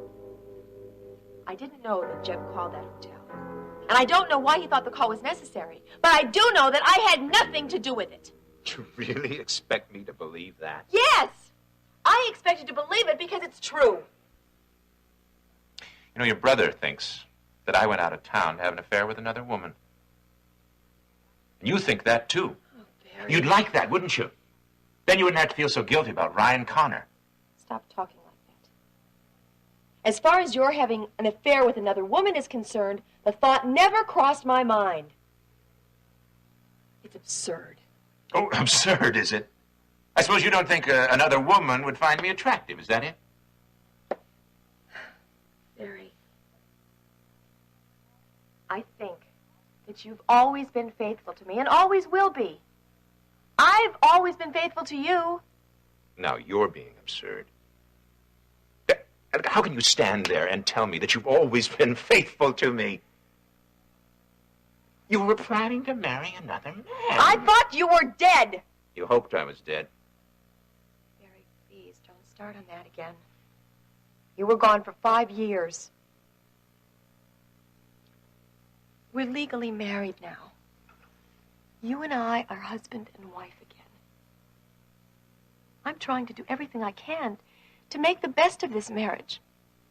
But I can't do it alone. You have to help me.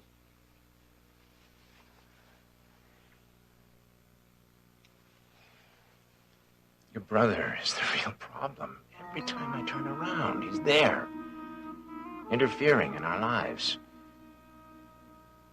I'm going to put a stop to it once and for all, right now.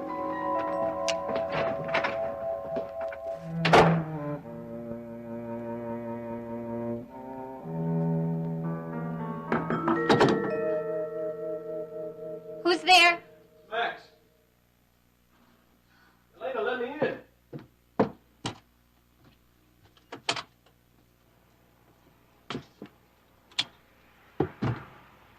Looks like someone tore this place apart. Yeah, that's exactly what happened. When? Sometime today while I was at the coop, Jeb walked me back here and we found this mess. Who did it? I don't know. Did you call the police? Yeah, Jeb called them. They just left.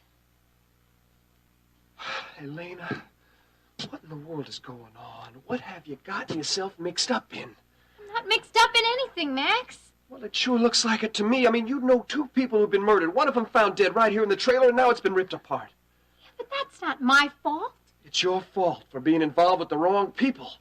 I am not involved with the wrong people, Max. I mean, my friends had nothing to do with this. In fact, they're the ones that are helping me through this. Elena, show business is too rough. I mean, you're not tough enough for it. Can't you see that? Now, why don't you just get out of it? Leave it behind before it destroys you. Max, I am not in the mood for one of your lectures, okay? And I don't want to answer any more questions. I answered enough questions to the police to last me for the rest of my life. They're only doing their job. Well, I told them everything I knew. It wasn't much.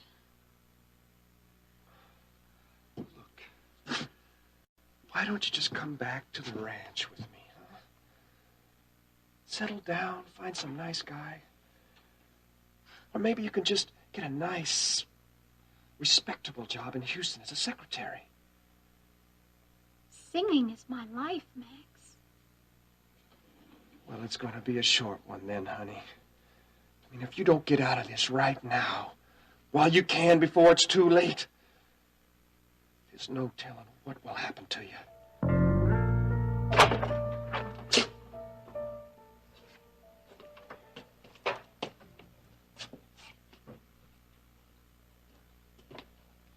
Oh, hey, Barrett.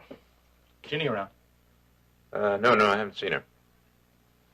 Check upstairs. Come in for a minute, Jim. Yeah, what's up? I got a very strange phone call a little while ago. Oh, yeah? Yes, my friend Jim Barr called from Laredo. I'm sure you recognize the name. He said you called him making some inquiries about me. Now, why don't you just tell me what you're up to?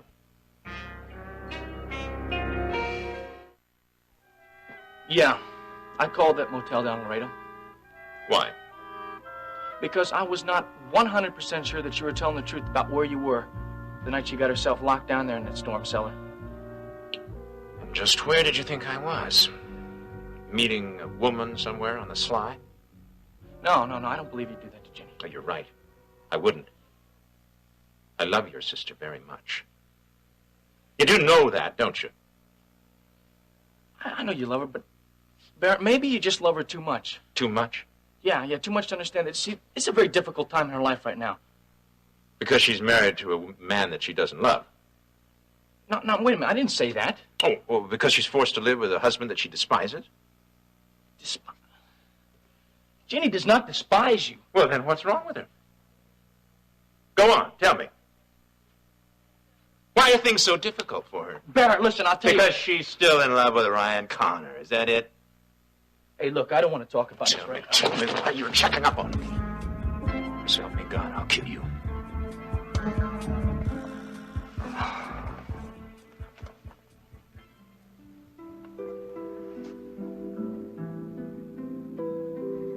I never should have called you. I never should have seen you, Ryan. No, but you did. We can work this out together. I have to make this marriage work. I have to help Barrett. Ginny. You still love me, don't you? Don't you?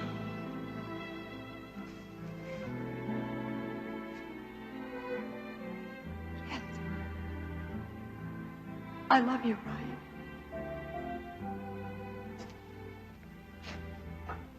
You're a big hero. No, I just happened to be around at the right time. Steve heard a noise coming from the cellar, and then And he then I came and got suppose me. you and Ginny had a tearful reunion. Yes, as a matter of fact, we did. And I suppose that you took it from there. I don't know what that means. What does it? It means that you asked Ginny to leave me, didn't you? You asked her to go off with you. No, Barrett, I didn't ask her that. Don't pull that innocent act on me, Connor. I know you love my wife. And I'm warning you. Stay away from her. Mr. Connor, you wanted this letter to go out. It's ready for your signature. Oh, thank you very much, Ashley. I was wondering, I haven't had lunch yet. Would you mind if I went out now? Well, I don't see why not.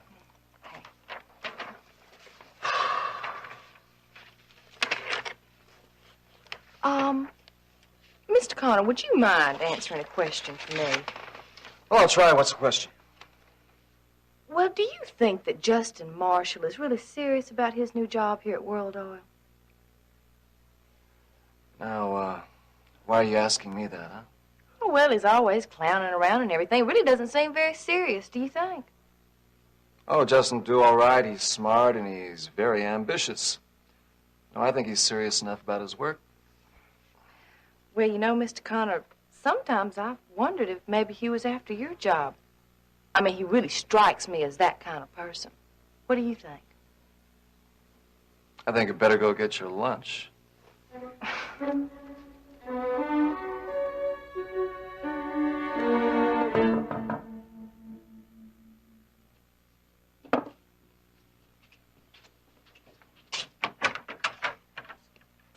Irina, What are you doing here? I just wanted to apologize. For what? Well, I figured after I left, you and Max must have had a fight. Isn't that what you wanted? No, that's not what I want. I don't want to cause you any trouble. Then why didn't you let me handle Max my way? You knew how he'd react when you told him you wanted to drill for oil in his land. I guess I just let my enthusiasms get the best of me. I apologize if I caused you any trouble at all. All right. Apology accepted. Just don't let it happen again. Well, may I come in for a minute? I don't think that'll be a very good idea. Max went to Houston. He's not going to be back for quite a while. How do you know where he went? One of the ranch hands told me.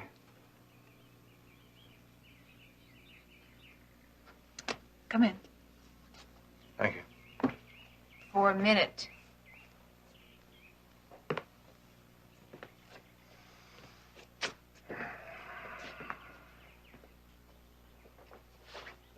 Had a real nice chat with old man Harper. You gonna drill for oil in his land?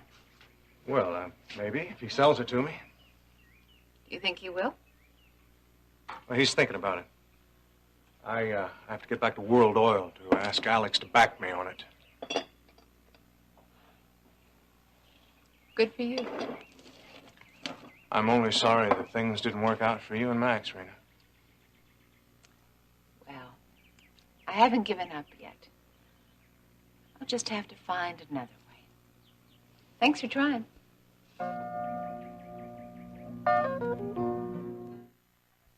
Max, I'm on the verge of breaking into the big time. And I am not going to give that all up now. I've worked too hard for it. I can see how hard you've been working. It shows. What do you mean?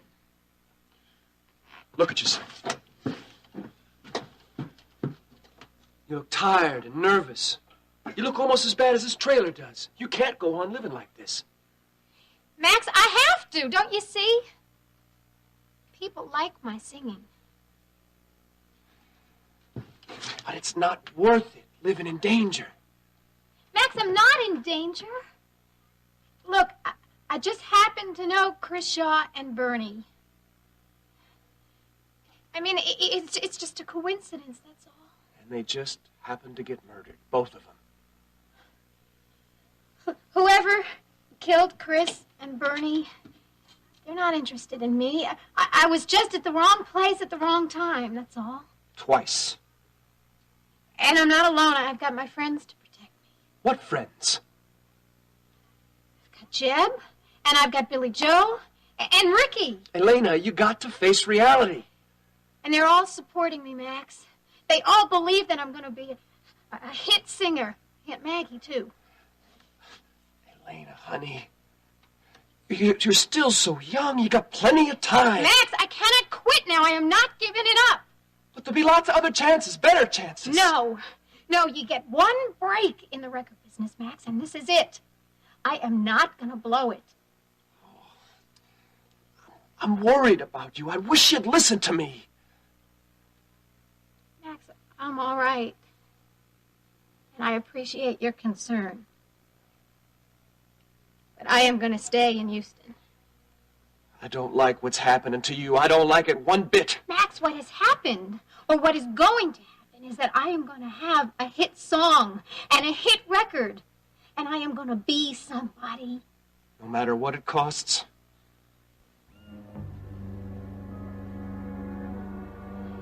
No matter what it costs. I don't understand you. Max, I am going to find the pot of gold at the end of the rainbow.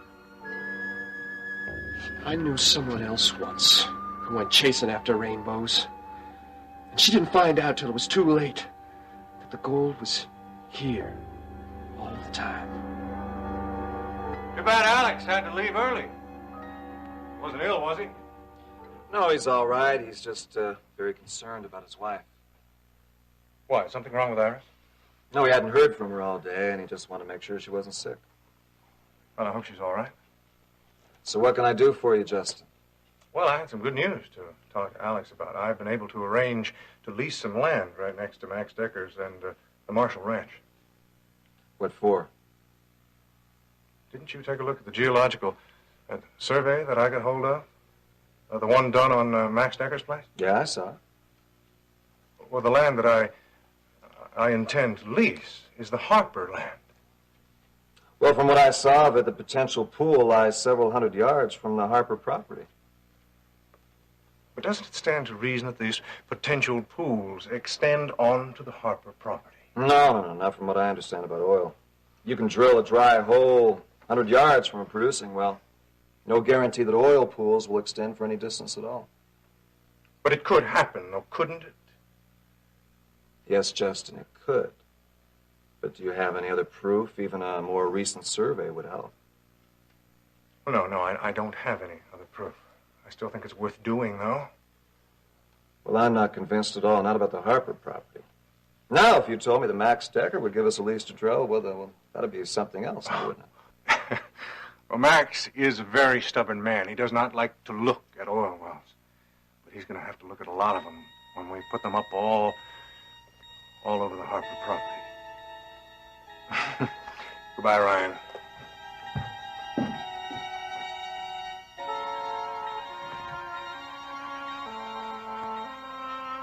Would you like to hear some very nice things about yourself? I always like to hear nice things about myself. That's what I thought.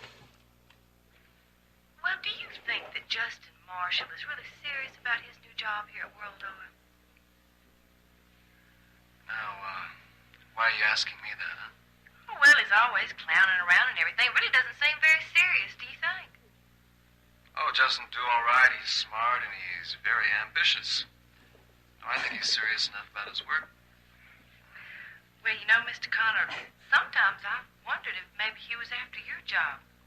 I mean, he really strikes me as that kind of person. What do you think? I think you better go get your lunch. Now, listen, of course, I was just saying those things trying to pick him. See if he had anything really interesting to say. I'm glad you like your new toy, Ashley. Why don't you call me when, if you get anything else interesting on it, huh? Well, I just might do that. What's going on in here? Leave us alone.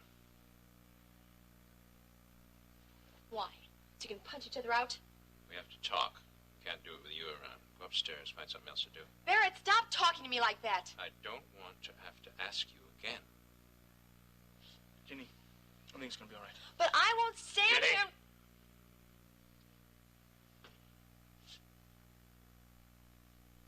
Where were you the other night? Jim Barr's Inn. Why weren't you registered then? Jim is an old friend of mine from the Army. I saved his life in Vietnam. He won't take any money from me when I stay there. I never register. If you'd come to me direct, instead of sneaking around behind my back, could have avoided all this trouble. Now, if you'd like to go ahead and check with Jim, be my guest. I don't want to do that.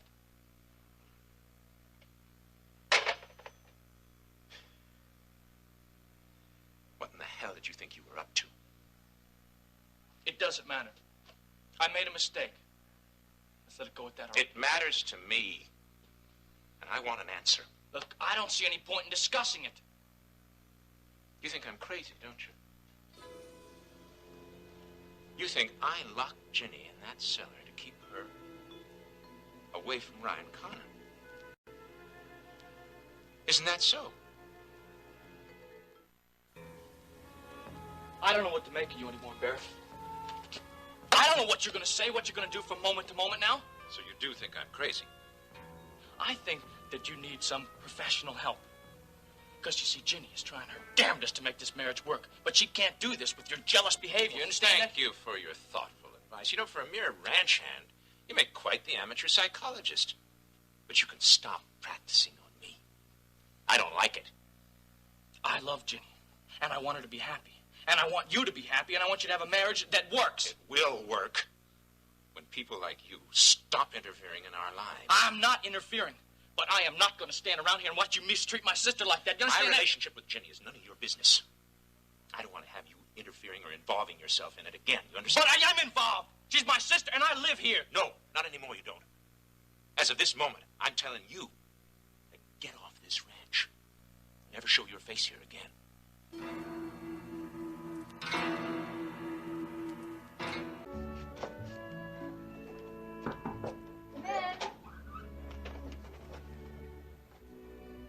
Hi, I was expecting you.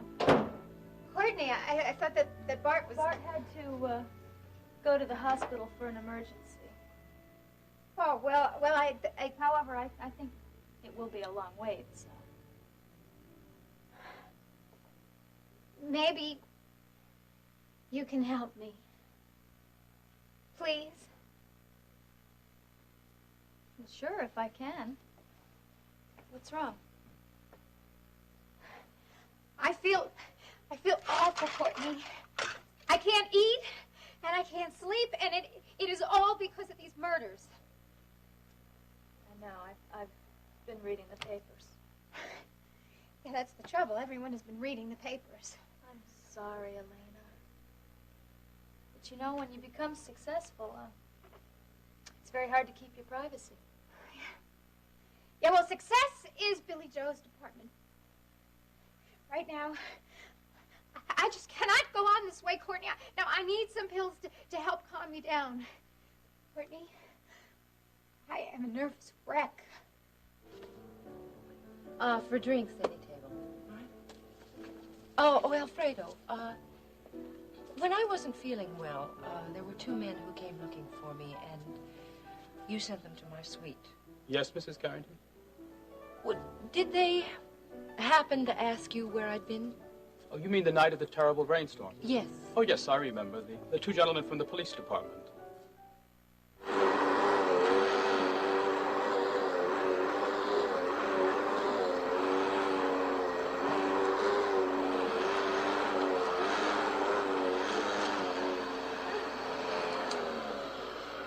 Are you going somewhere, Mrs. Wheeler? Yes, out. Isn't it a little late for you to be going out? Is Mr. Wheeler coming home soon? Oh, well, that may well be, but I'm still going out to Dennis's.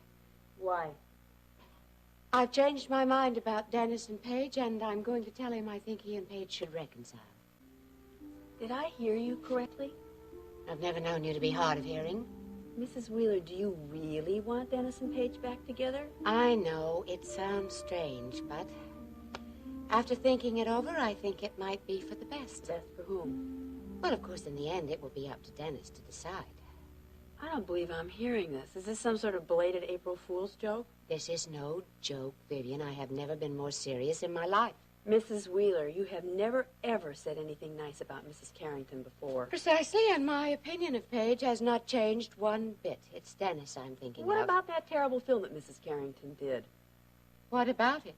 You said if the police ever found it, there would be a terrible scandal. I suppose that's a chance I will just have to take. Where's that extra set of keys Alex keeps, the full set? In Mr. Wheeler's desk drawer. Why? Well, I seem to have misplaced my front door key. Well, you can borrow mine. I won't be going anywhere. No, don't bother, Vivian. I'd rather have the other set. Besides, you never know what might happen. You may decide to go out. I don't think so, Mrs. Wheeler. I promised my devotion to Rudy. Well, you see, I was thinking more along the lines of grocery shopping, Vivian. What if Mr. Wheeler wants to know where you are? Am I supposed to tell him that you're at Dennis's? I should say not. Simply say that I am at a committee meeting for the charity ball and that he should go ahead and have dinner without me. You won't even be home for dinner? No, I don't think so. Well, how am I supposed to tell Mr. Wheeler that you're at a charity ball committee meeting when you haven't even mentioned it before? Because you're not going to say that to Alex. You're going to say that I have mentioned the charity ball often and that you think it's a wonderful thing I'm doing. Is that clear? Yes, ma'am. Thank you, Vivian.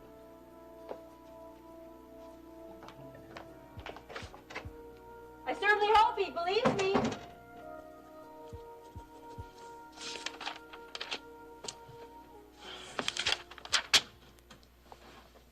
Can I help you? Well, I don't know. You the bartender? No, he's out in the back checking the stock. But I can open a beer and fix a few drinks. Oh, well, I'm not looking for a drink. Oh? I'm looking for Elena Decker, the singer. Oh, well, Elena Decker, the singer, isn't in yet. It's still early. When will she be in?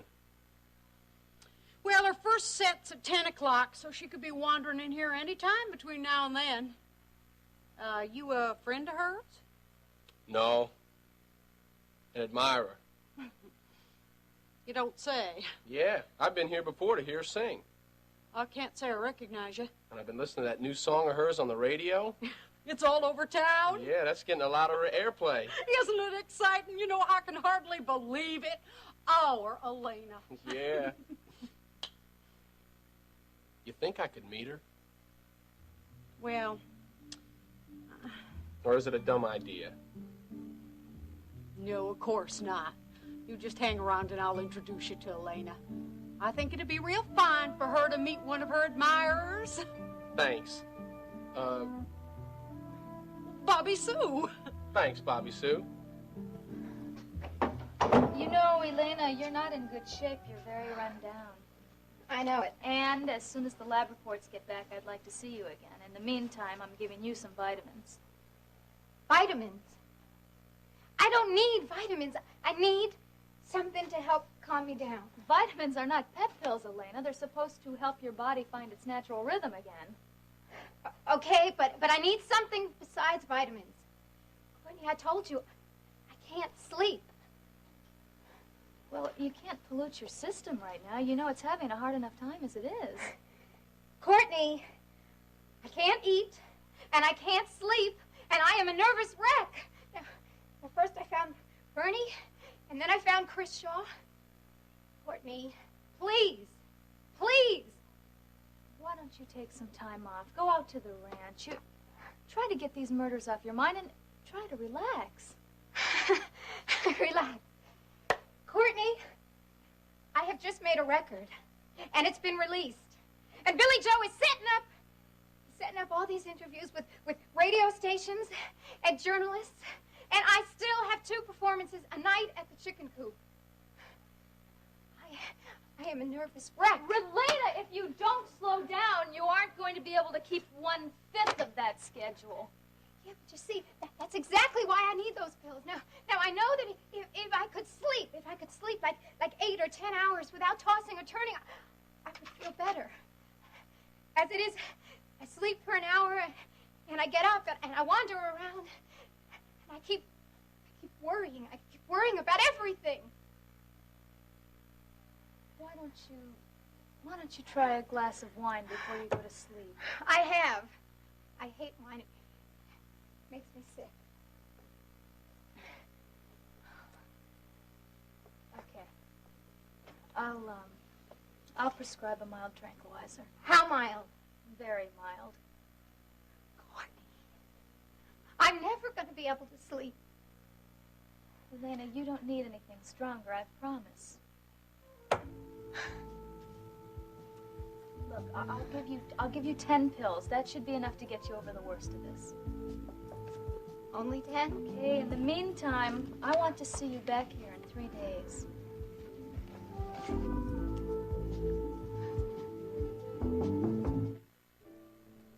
Did the gentleman who came looking for me tell you that they were from the police department, Alfredo? Yes, and I told him what you had asked me to, that you were not well and that you were resting in your suite all evening. I see. Was that wrong? Wrong? No, it was just fine, Alfredo. Thank you. Just wanted to make certain, that's all.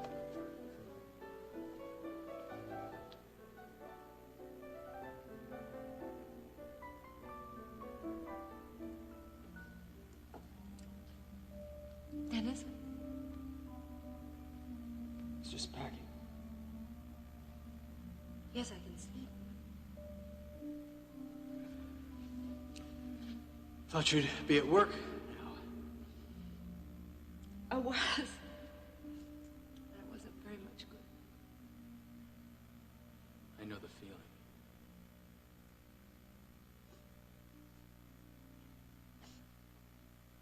Strange, I smell my perfume. Yeah, I just dropped it off the table by accident. I'll replace it. Not necessary. You bought it for me anyway. Oh, darling. Let me help you with this. You're never very good at packing. Yeah, well, I guess I just haven't had enough experience. Look, Paige, if you've got things to do here, then I can come back some other time. You've been drinking. Is that all right with you? You just never drank in the middle of the day before. It's always a first time, isn't there? I've hurt you, Dennis. I've hurt you deeply. Hey, don't worry about it, Paige. Because I'll get over it. I'll get over all of it sooner or later. Chris hadn't. Oh, Chris, come on. Chris had nothing to do with it. It's between you and me. If Chris hadn't gone to Iris, none of this would have happened, Dennis. No, what you mean is, I wouldn't have found out about it. He made it impossible for me to tell you. Well, don't you worry about Chris. I'll take care of Chris. No, His time is due, Paige. Dennis, He's a Chris is two-bit crook. dangerous. Now, don't you worry about me anymore. Just don't worry. It's a little late for that. Good evening, Paige. Oh, hello, Elliot. How are you today? I thought you should know I've spoken with a friend of mine in the police department about the missing film. Did you? Yes. I think you should know what he said. Did you go to work today? No, I didn't. I went into work yesterday, and I couldn't keep anything on my mind. Well, that's understandable, darling. Oh, it's understandable, Mom, but it isn't good. Well, do you want me to tell Vicky you're having problems with Paige and need some time off? Look, Mom, just stay out of it, okay? You can't do anything. And nothing's going to be straightened out at work or any place else until I can get this whole thing organized. But you can't do it alone. Look, I'm not sure I did the right thing, Mom. Not sure at all. Of And not a course you moment did. goes by that I don't think about it, that I don't feel like I should pick up the phone, call the police, and just tell them everything. Dennis, stop it. You can't go on doing this to yourself. Well, now, that's funny coming from you. You know, I don't remember you giving Dad this kind of support when you thought he was guilty of shooting Alex Wheeler. Yes, I know. But that was different. And I dropped those charges. Well, how was it different? Because they knew Elliot had fired that gun. He admitted it. Chris Shaw is dead. Alex isn't. Dennis, stop it. Now, come on. You don't know what really happened in Chris Shaw's office. You were drinking. You were upset. But this isn't why I came over. I don't want to dredge all that up again. Why did you come over here anyway? To tell you, I think I was wrong about something. You wrong? I find that hard to believe. About what? About you and Paige.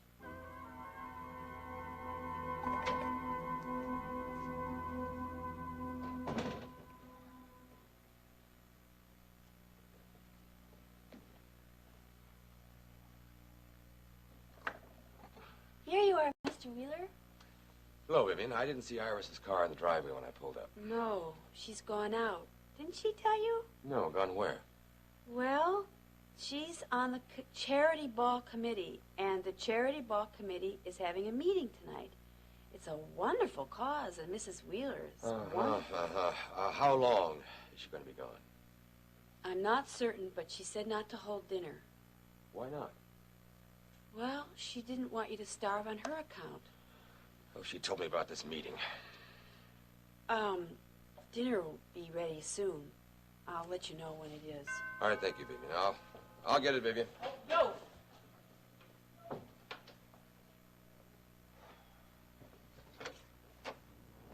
Yes, can I help you? Good evening, Mr. Wheeler. You probably don't recognize me out of the office, but I'm Hiram Johnson, accounting department, World Oil. Oh, yes, of course, Mr. Johnson. What can I do for you? I have to talk with you, Mr. Wheeler. Something terrible is going on at World Oil, and I think that you should know all about it. Well, why don't you come in, Mr. Johnson, and sit down? Thank you. Go ahead.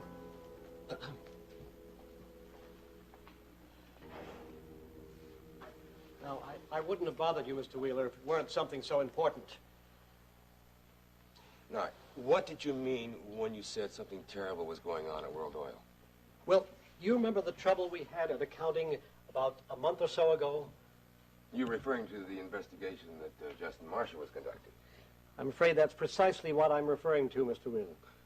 Well, I don't think we have anything to worry about. That investigation proved that Mr. Marshall's accusations were groundless. Perhaps. There is nothing wrong with the accounting department at World Oil, Mr. Johnson. I'm afraid, Mr. Wheeler, that's not necessarily true. You see, that investigation got me to thinking, and I started to do some looking into the books on my own. If you'll pardon me. You mean you became suspicious about something? Mr. Wheeler, I'm sure you realize that accounting can be a very complicated procedure. So I realize that. And there are many ways to conceal things, ways that even another accountant might not discover, at least not for a long while. I'm aware of that.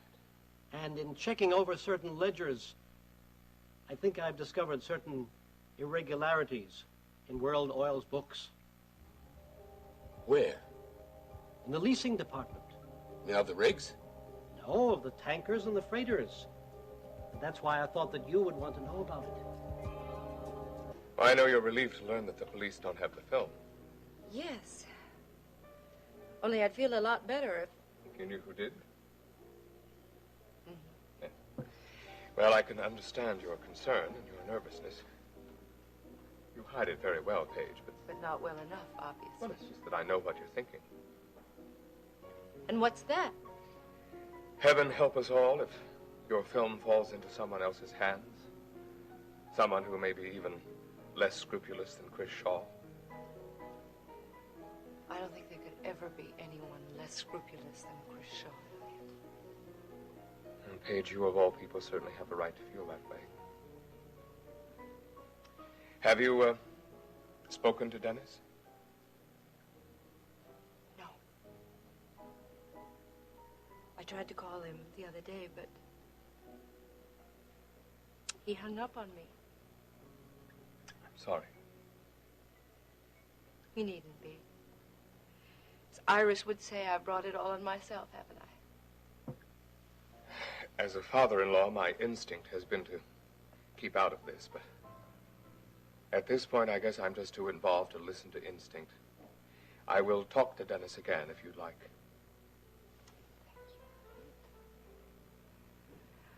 I doubt that would help. Well, I don't know.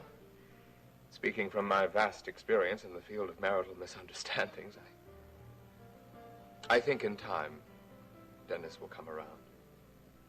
In time? Yes. I know that waiting is the hard part, but it has its rewards. I don't think I'm going to have that much time, Elliot. Well, what do you mean?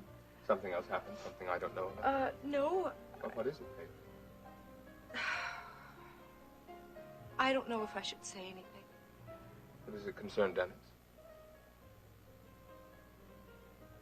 Oh, Elliot. The day that Chris was murdered, I was with Dennis. He was upset he'd been drinking. He wasn't at all like himself. What are you trying to say, Paige? Well, he said a lot of things that day. That I was like Iris, for one. Well, that's not what bothered you. No. He said something else. Something that frightened me. What was it?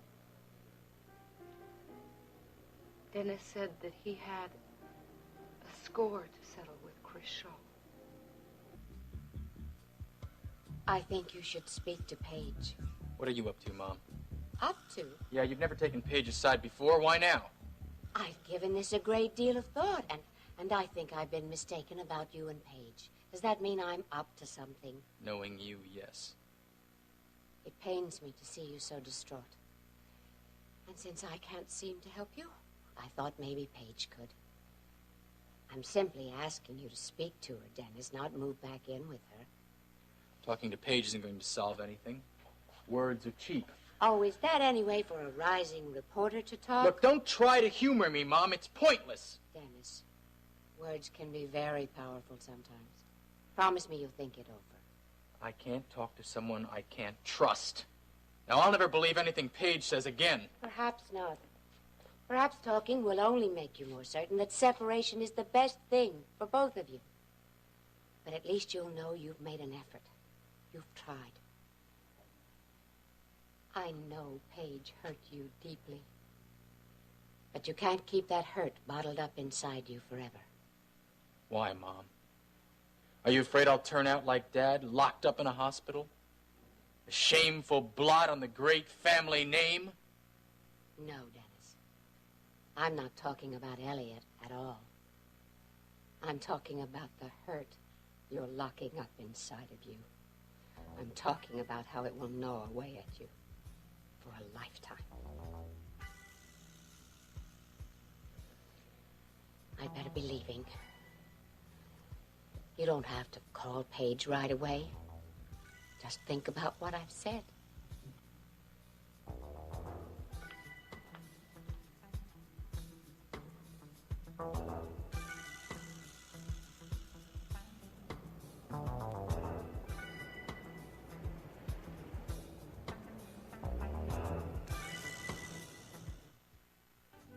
So what kind of boats do you work on?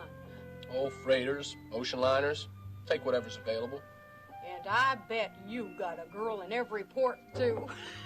Yeah, I suppose. Gee, it must be real romantic. Yeah, it sounds that way, don't it? It ain't all it's cracked up to be? Oh, sure, it's romantic. At least for right now.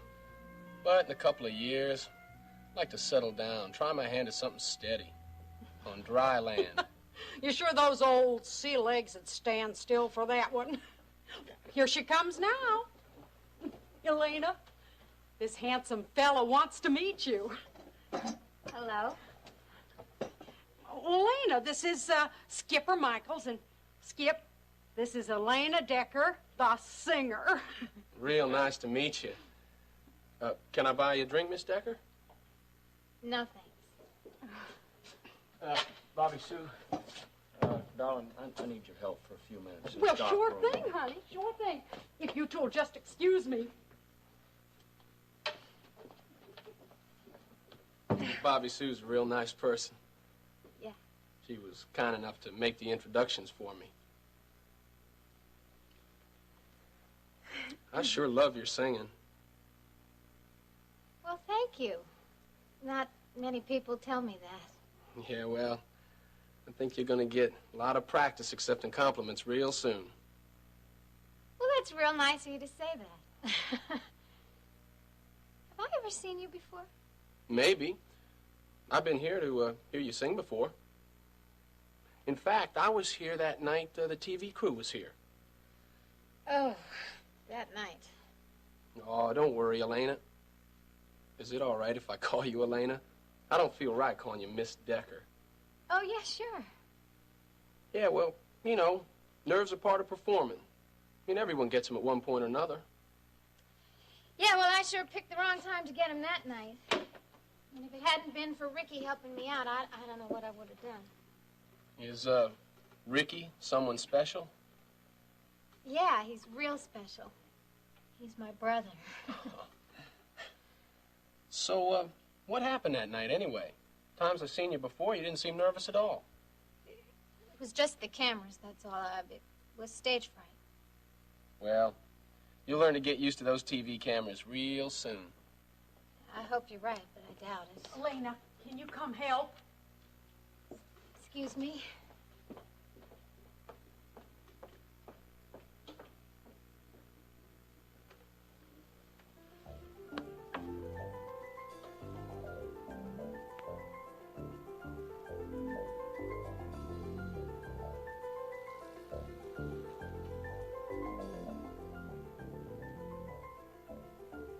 Unless you take 3 of these at once, Elena Decker, they won't do you any good. And if you take 3 at once, they sure won't last long.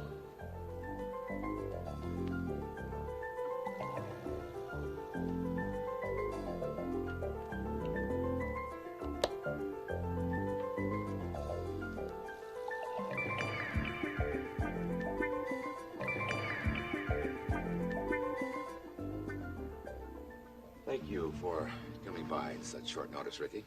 Well, I'm just glad you caught me in, Alex. 2 more minutes and you would have missed me. Well, I know you have other things to do tonight, and so I'll try to make this as short as possible. Oh, don't worry about that.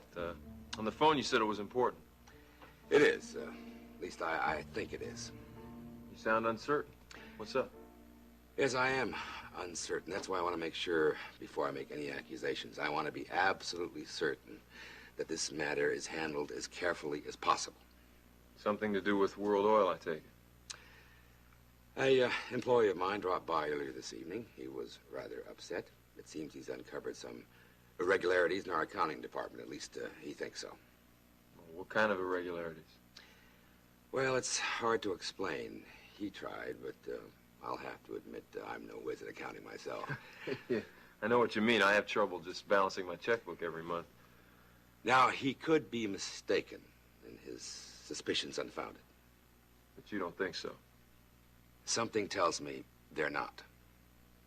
So what is it you want me to do? Now, you've worked for World Oil Security for a good while now, and I trust you, Ricky. I know I can count on you to keep this a secret until we know what we're dealing with. And you'd like for me to do some investigating on my own? How would you feel about doing a little traveling for World Oil for the next couple of days?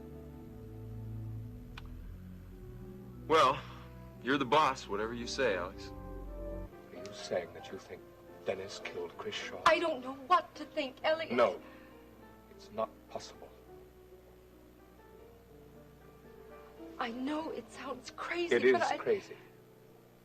Dennis would never kill anyone. He couldn't. I want to believe that more than anything, Elliot. But after your year in a prison camp, how can you say for certain what a man could or couldn't do? I know Dennis. He was drunk. I don't care. Dennis could never kill anyone. Now you just forget you thought that, forget you said it. Here you are, Paige. And Elliot. Do you mind if I join you? Iris? I say you and Paige seem to be having a rather serious conversation. Anything I should know about? I'm afraid we were having a private conversation, Iris. Oh, well, in that case, I won't intrude. I'll come back later. Come back for what? To talk with you. I don't think I want you to, Iris. Oh, I think you do. Iris, I have had enough Iris, of you. I don't think I that this... haven't come here to argue with you, Paige. Then why did you come? I'm certain you have a reason. You always have a reason, don't you? I've come to help you. You mean by telling me to leave town again? I've tried to help you from the very beginning, but you've refused to see that. Oh, yes. You've tried to help us, to separate. I said I've tried to help, but I can't dispose of all your past indiscretions. No, but you can certainly make sure that Dennis knows about them, can't you? Now, that is not true. I tried to stop that unsavory character, Chris Shaw, from ruining your lives. I tried to buy that film he was using as blackmail. Iris, I don't think this is what Paige needs right now. She's having a rough time. Of course. I understand. So is Dennis.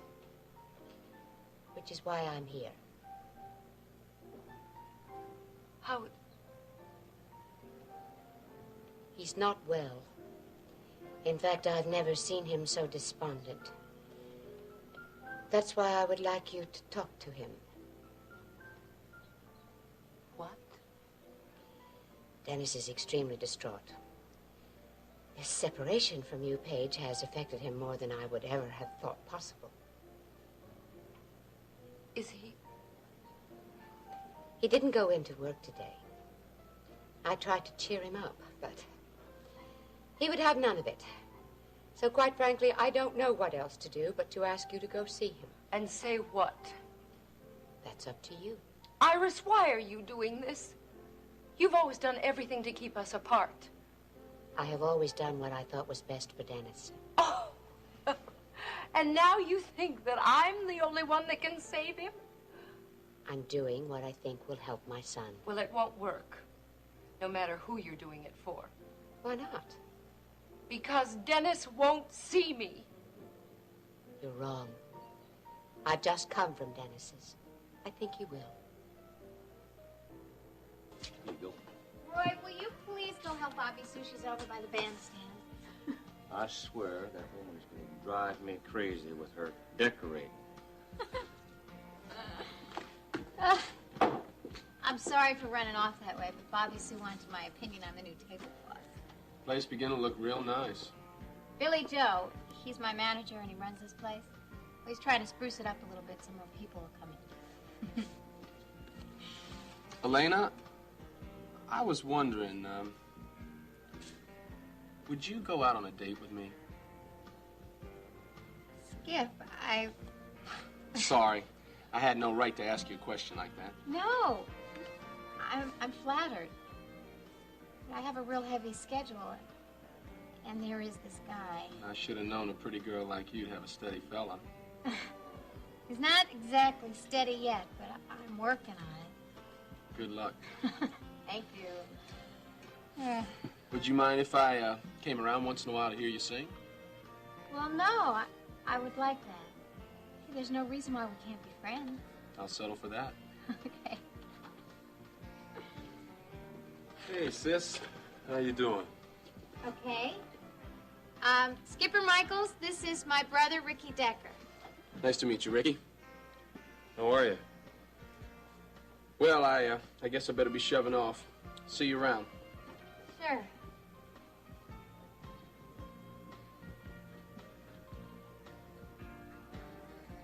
Who was that guy?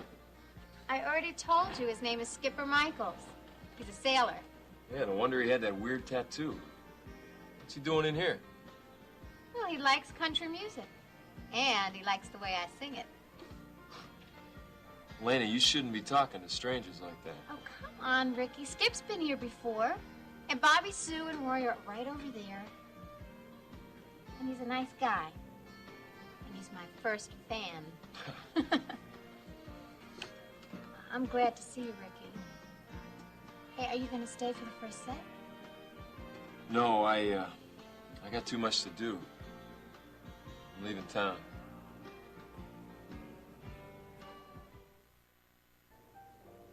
Alfredo, can you take care of things for a while? I have to go out. Yes. Thank you.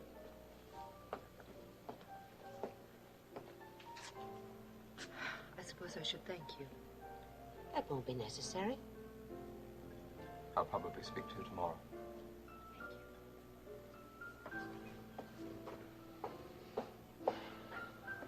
Well, are you happy? About what? About what I'm doing for Dennis. Trying to help him and Paige. Is that all you're trying to do? Isn't that enough? Enough? It's not quite what I had in mind. I was thinking it might be excessive. Elliot, don't be obscure. I haven't the foggiest notion what you're talking about. Well, I meant I think that your plan is a bit simple for a complex thinker like yourself. But it's still a very good, simple idea. I'm glad you think so. Could I buy you another drink? Oh, no. Just finish this one, then I have to be getting home. Alex will be wondering where I've been. Of course. Well, I should be getting home myself.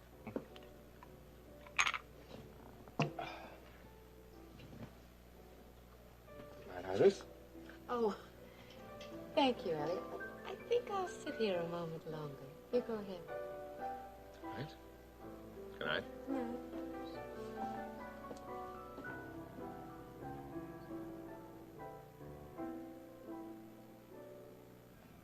When are you leaving?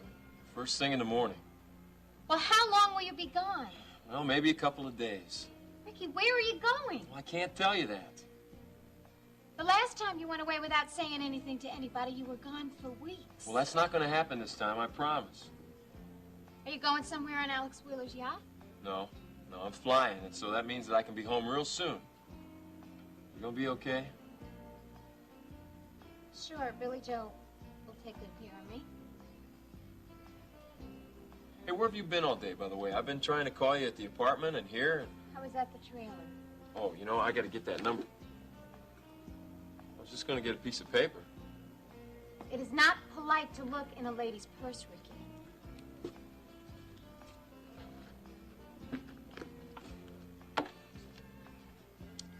You know, I saw your picture in the paper today. Yeah, you and half the world, including Max. Heard from Max? Yeah, he came to see me. Did you get in a fight? No, he tried to be helpful, but he just doesn't understand what I want out of life. He'll never understand. Well, I think Rena does, so maybe she can get through to him. Well, I've got enough problems without worrying about pleasing Max. Oh, what's wrong? Maybe I can help you. Ricky, I just wish that the police would find out who murdered Chris so that I won't be a suspect anymore. Elena, the police don't think you murdered Chris. I mean, the only reason you knew the guy is because you sing here. Yeah, well, the newspapers are making it sound like I'm involved in some kind of drug ring. Oh, that's ridiculous. Anybody who knows you and has any kind of good sense knows that you're not the kind of person to get mixed up with drugs.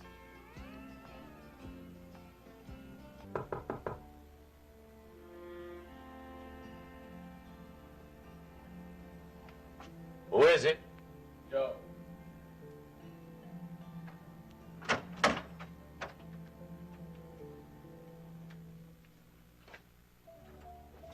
How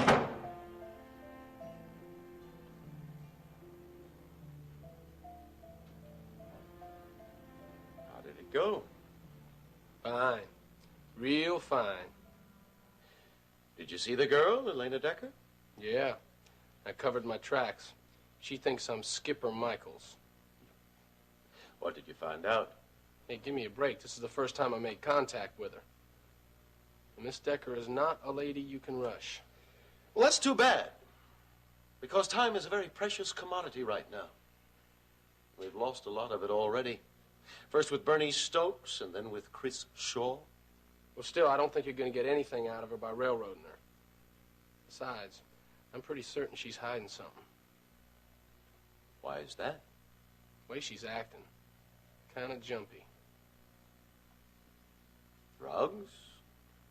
Could be. I found a bottle of tranquilizers in her purse. Mild, but I have a hunch she needs them. You think she's hooked? Possibly.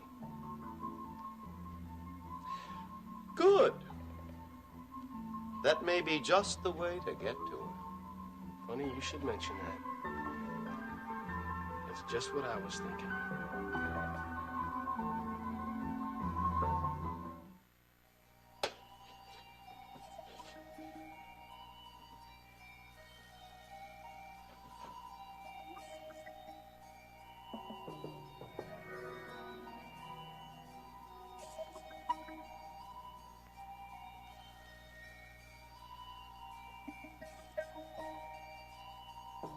Well, I take it, Paige told you her little secret. I don't blame Paige for anything she's done. Oh, that's very understanding, Dennis. Let's hope that the rest of Houston will be equally as understanding. You're not going to show that. Oh, you've come to talk money, then? Oh, well, why didn't you say so? Why don't you have a seat? No, I'm not going to pay you a dime, and no one else is either. Is that so? I came here to tell you I love Paige, and you're not going to ruin her life. Well, I'm touched by your devotion, Dennis, but not enough to keep me from showing that film. To be that touched, I'll need your devotion plus $1 million. I'm not going to pay your That's why your mother is so much smarter than you are, Dennis.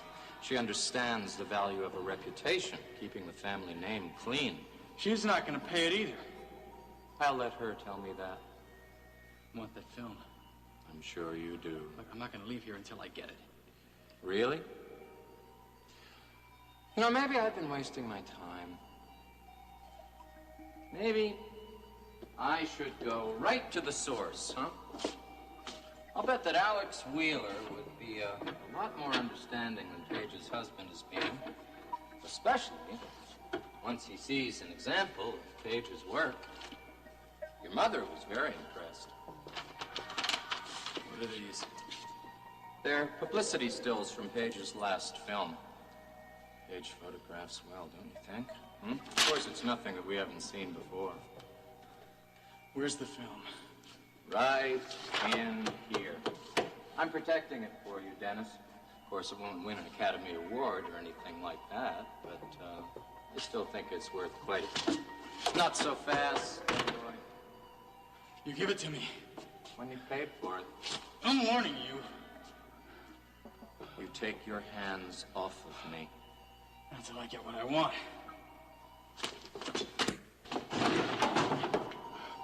Very bad idea to make me mad, Dennis. Now, why don't you just get out of here while you can still stagger?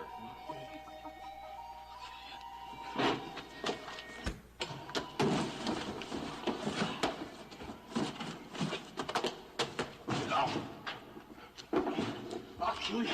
I swear. You're making a big mistake. I want that film. I want that film.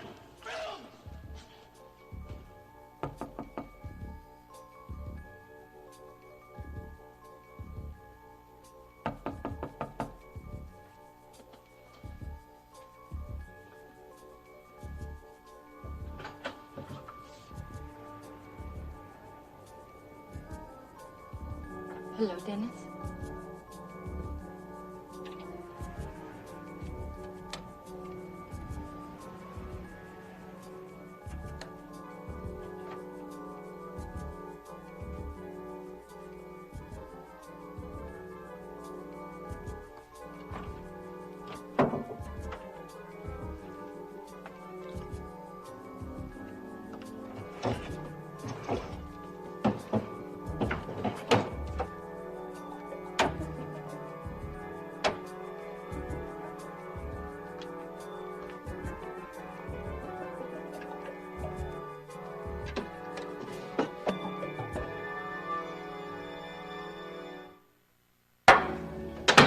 Where have you been?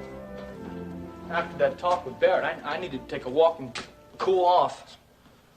Why did you provoke him? Wait, I wasn't the one that was doing the provoking. You called that motel in Laredo, didn't you? Yes, I did. How could you do that? How could you do that to Barrett? Have you gone crazy? No, I'm not the one that's going crazy around here. Jeb, there are things that Barrett can't deal with right now. I mean, you know how it upsets him when he feels he's being challenged. Ginny, I don't think he was ever in Laredo. I don't think he ever left this ranch. I don't want you to start that nonsense again. I don't want to hear it. If Barrett says he was in Laredo, then that's exactly where he was. Yeah, well, I wanted to check it out. No, you wanted to cause trouble. And boy, have you succeeded. I was concerned about you. You're my sister, you know. I don't need that kind of concern. You know, I think Dad was right about you. If there's a wrong way to do something, you'll do it that way. Well, you don't have to worry about that anymore because Barrett just kicked me off the ranch.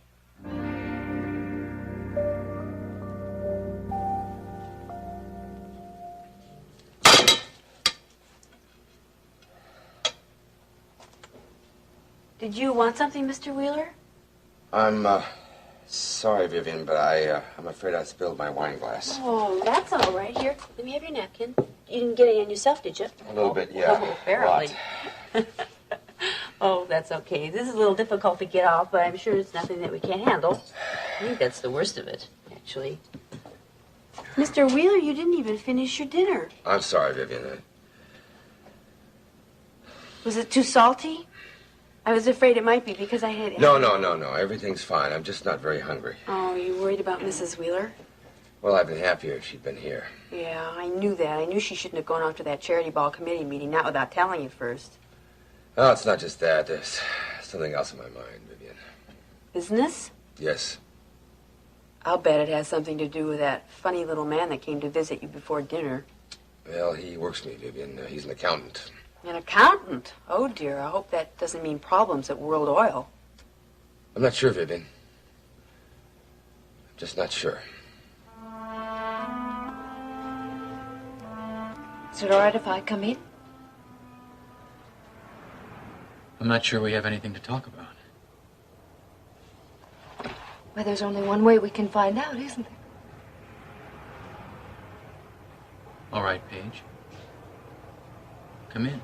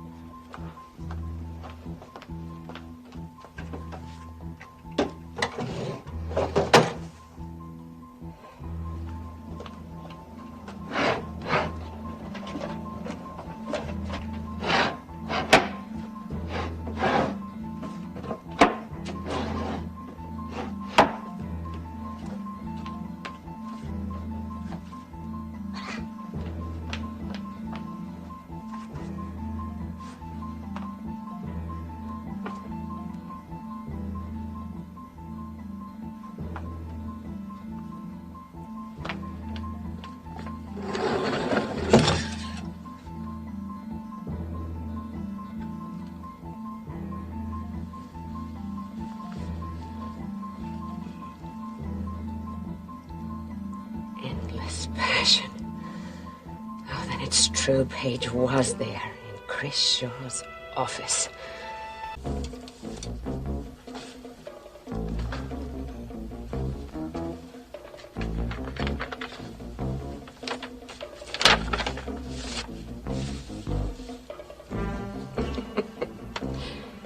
Oh, this should do it, Paige. You were in that office. And you're the reason the safe was empty when the police arrived.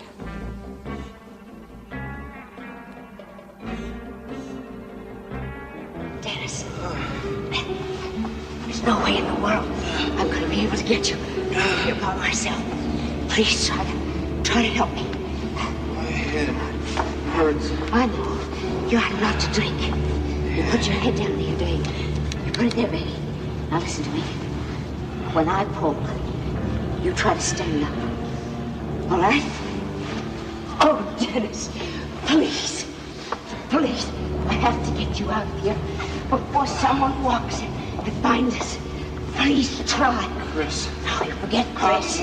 You forget him. Think about getting out of here, Dennis. Warning, you won't. Get away with it.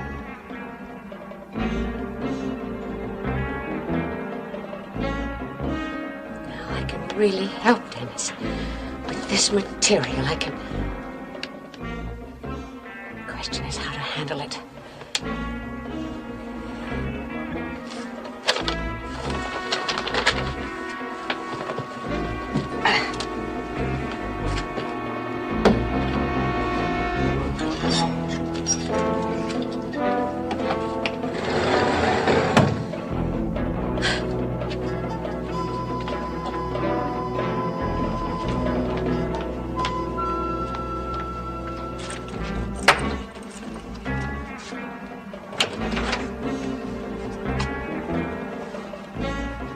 Police make the discovery.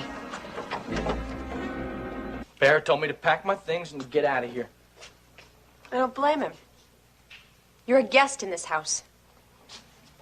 I work here, So you know? you work here. That gives you no right to start sneaking around behind Barrett's back, checking on his every move. Jenny, I was only trying to help you. Well, please, spare me. I don't need that kind of help from you. Wait. I don't understand what's going on here. I mean, come on. Now Barrett has been doing a lot of weird things around here, you know? Jeb, that's exactly the reason why we have to avoid upsetting him. The doctors warned us that he'd act this way sometimes. The only thing we can do is learn to live with it. Yeah, well, I just think that he's dangerous, you know? No, he's not. Okay, well, I hope you're right then. There's a very simple explanation for Barrett's mood swings. He's upset about Elliot Carrington receiving that Distinguished Service Medal. Jenny, Barrett is jealous of Ryan. That's why he feels threatened, because he knows that right now that you are torn between your marriage and you're torn between... I'm not torn! I made a choice. I'm staying with Barrett. And that's final. Yeah, well, okay. Well, the question is, I just hope that he believes that, you know? Jeb, he was starting to. We were working it out for me, for Steve, for all of us, until you started with these suspicions again. Okay, well, if that's true, I'm sorry. Being sorry is not enough. Well, what do you want me to do? I'm leaving the ranch. I want you to go and apologize to Barrett, to try and set things straight with him. I don't know if I can do that. Jeb, you can't just walk away and leave things unresolved like this. Jenny... Jeb. Honey, I don't want you to leave this ranch. You've got a job here. I think you like it. I think it's good for you. So there's no reason for you not to stay on. But you've got to make up with Barrett. And stop interfering in our lives. I was only trying to protect you, you know? I know that. But you were overreacting, and you've made everything worse. Will you talk to Barrett for me? Please. Why have you been avoiding my telephone calls? I haven't been avoiding it. I've been calling you at the television station. You never returned my call. Well, I wasn't at KVIK today. No, but you were there yesterday. Just what is it exactly you're getting at, Paige? What is there for us to talk about? You. Us. Us? There is no us. Us, Paige, is when people trust each other. Us is when two people care about each other and are able to treat each other right. Dennis, you've got to understand. Oh, I understand, Paige. I understand. You had another life. A life I knew nothing about. And you kept it going by lying, sneaking around, and talking to other people behind my back. Dennis, I was terrified of losing you. So terrified that you couldn't trust me with the truth? Yes! I loved you so much. And I felt so unworthy. That you lied.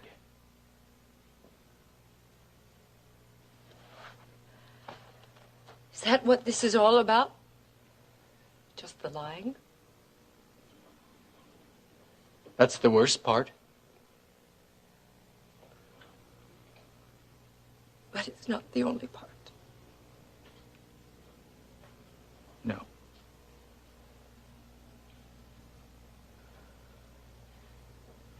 It's the film, Paige. You said you could forgive me for that. I know. You told me it didn't matter what I did before.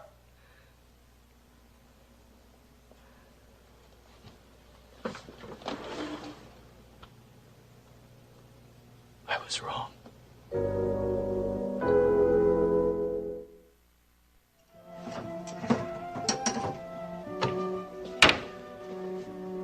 Steve, you left your bike out. You know I warned you.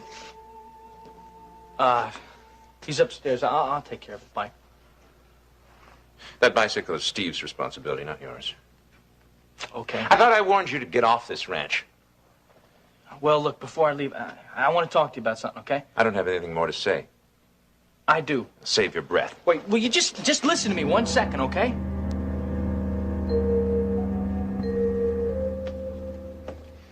You know what I think, Mr. Wheeler? I think you need a nice cognac to help you forget your business problems. You know what Winston Churchill used to say? Okay. Winston Churchill used to say, There's nothing like brandy and a good cigar to help a man forget his cares. Of course, you don't smoke cigars. No, but I think that Mr. Churchill had a good idea about the brandy. So, do you want me to fix it for you? No, no, thank you. I can take care of myself, Vivian. Okay, well, I left the snifter right out here on top. Yeah, I see it. Well, I guess I'll go clean up. So, you just enjoy your cognac and try not to think too hard about that accountant person. All right.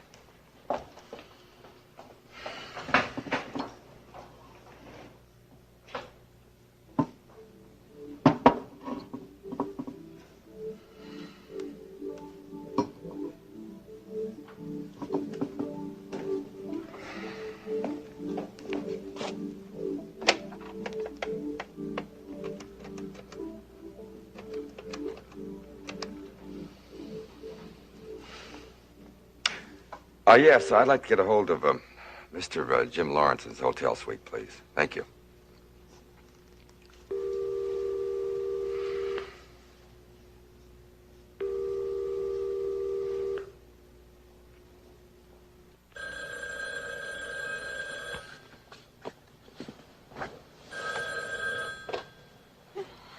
Hello? Jim? No.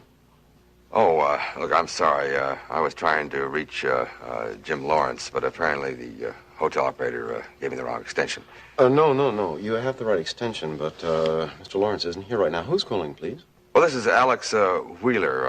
I'm a business associate of Jim's. Could you tell me when he's expected to be back? Oh, well, I'm afraid Jim's out of the country right now. Oh, I didn't realize that. Could I help you in some way, Mr. Wheeler? I'm Jim's associate, Pete Parnell. Oh, yes, Mr. Parnell. Yeah, Jim has mentioned you quite a bit. I don't believe we've ever met. No, I do most of my work out of the Galveston office. I'm just up here for a week or so while Jim's abroad. Well, I'd like to meet you, Mr. Parnell. Perhaps if you have some free time, we can get a round of golfing or something, huh? Well, I'd like that very much, but I'm afraid you might be a little disappointed. I'm not in the same league as Jim when it comes to golf. I'll tell you what, that wouldn't bother me at all. Look, I might even win a round for a change. But maybe we get together some other time, say for a drink. I don't see why not. No, as a matter of fact, I have some free time tonight. Of course, I know it's very short notice. Not at all. This evening would be fine. All right. Sir? Mrs. Wheeler is here, see? Ah, Mrs. Wheeler. Detective Donovan. I didn't expect to find you at headquarters when I called. I was hoping to set up a meeting for tomorrow morning. Well, I won't be here tomorrow morning. With any luck, I'll be at home asleep. You seem to keep very curious hours. Well, it's not by choice, ma'am. No, I shouldn't think so. And we find it necessary to stagger the working hours around here. Unfortunately, it seems most criminals prefer the night shift. That must make it very difficult for your wives. Yes, it does. For those of us who are married. Now, what can I do for you? Well, what I have to discuss with you is of a rather private nature. Frank, that'll be all for now. Tell Farley to hold my calls for a while. Right, sir. Thank you for being so understanding. This is a very difficult situation for me, and I'm afraid it won't be easy for me to tell you what I have to say. Now, we're used to dealing with difficult situations, Mrs. Wheeler. Why don't you just relax and sit down and tell me what you got on your mind? Thank you.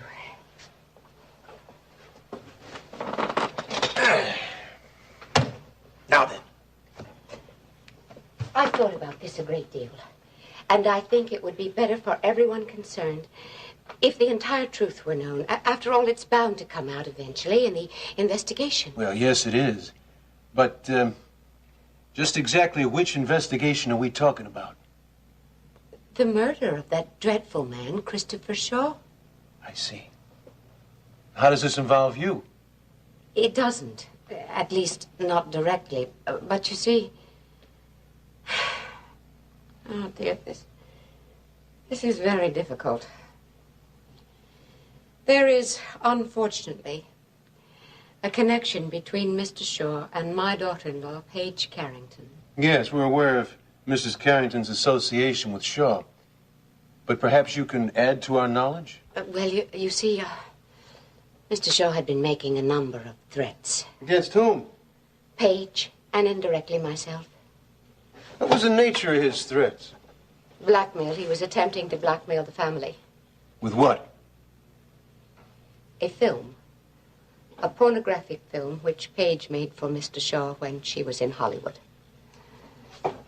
I see. Of course, this film was made long before Paige ever met my son, but even so... Yes, for a person in your position, a film like that could prove very embarrassing. Precisely. That's why I was willing to discuss the matter with that awful person. Well, now tell me, Mrs. Wheeler, did you ever see this film? Certainly not. Well, how do you know that it was what Mr. Shaw claimed it was? Because he showed me some photographs. Disgusting photographs. Publicity stills, he called them. Did you question Mrs. Carrington about this film? Yes, and she admitted everything. Well, why do you suppose Mr. Shaw came to you? Because I was in a position to pay him. How much was he asking? $1 million. $1 million? That's a lot of money, Mrs. Wheeler. Yes, I'm sure it seems that way to you, but I was willing to pay it if I thought I could preserve the family reputation and protect my son. How did your son feel about this film? Well, he didn't know about the blackmail, and he didn't even know about the film until recently. Well, what was his reaction when he found out about the film? He was shocked, naturally. I tried to warn him about Paige, but he was always blind to the reality of her character. Did he and Mrs. Carrington have a falling out when he did learn about the film? Yes. Once he knew the truth, he left her immediately. They're living apart now. I see. Well, this is all very helpful. Good. It certainly ties in with all the other information we have about Shaw. I was hoping it might. There's only one question I have, Mrs. Wheeler. What is that? Have you any idea where this film is now?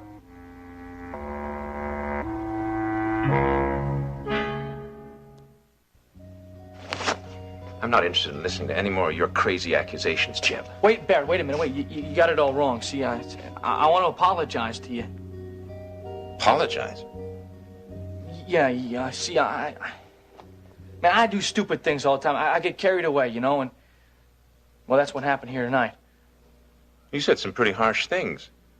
I'm not sure that we can wipe the slate clean and just begin over again. I know I did. You realize that you were interfering in matters that are none of your business. I mean, you may be Ginny's brother, but that doesn't give you any right to tell me how to conduct my marriage. Well, Jenny told me the same thing. She did? Yeah, she did. She jumped all over me, you know? Well, she should have. Way out of line. I know that. I mean, she told me that you and her have got to work things out together, that I just got to mind my own business, whether I like it or not. That sounds as though you were planning to stay. Well, if that's okay with you, I'd like to. I was thinking, you know, Ricky Decker, you know, he's not around much. I could maybe stay out at his place. That could be arranged with no trouble, but... Listen, Barrett, aside from everything, you know, I like the work here. Well, you're a good worker. There's no denying that. And I'd hate to lose you, but... I can't have you around here causing trouble for Ginny and me. Okay, well, look, how about we compromise, all right? I mean, I'll concentrate all my energies on work and stuff like that, and I won't say nothing to you and Ginny, no matter what, ever again, okay? I wish that I could think that you were capable of keeping that promise. Well, maybe I am, you know. Just give me another chance, okay? I don't know. Barrett, come, I mean, you'll give me so much responsibility that I'll be so busy all the time that I won't be able to think about anything but work. Come on, pal, come on, just give me another chance. All right, Jeff. You got yourself a deal. Dennis, I've already told you why I made that film.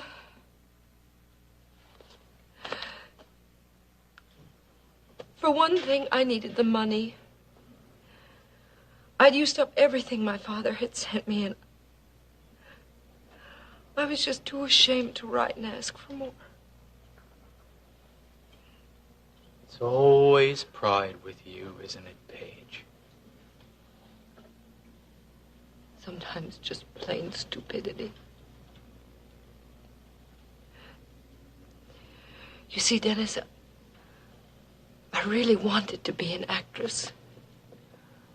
I mean, not just an actress, but a star. Only I was a little bit naive. Well, you certainly learned the ropes very quickly. No, I didn't. I'd been running with a very fast crowd, and they seemed very smart and very clever to me. So, when they introduced me to Chris Shaw and told me he was an up-and-coming young producer, I just believed them. How could you, Paige? It was very easy, Dennis. When you're very young and you want something very badly, you can convince yourself of almost anything. And Chris had offered me a part. I didn't even ask what kind of a part. I just knew that he wanted me, and that's all that mattered. So, when I realized what kind of a film it was just too late. I don't believe that. Well, you didn't know Chris Shaw and his associates. All I could do was just cut off my emotions and pretend it wasn't happening. But it was happening, Paige. It did happen, and it's right there on film. You can't think about that. I can't think of anything else, Paige. Everything you're saying makes sense intellectually. I thought I could put it aside, pretend it was an abstract, that it was happening to someone else, but I can't. I can't. Every time I think of you,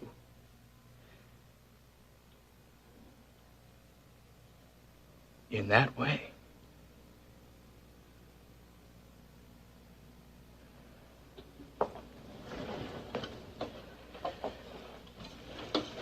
it makes me sick.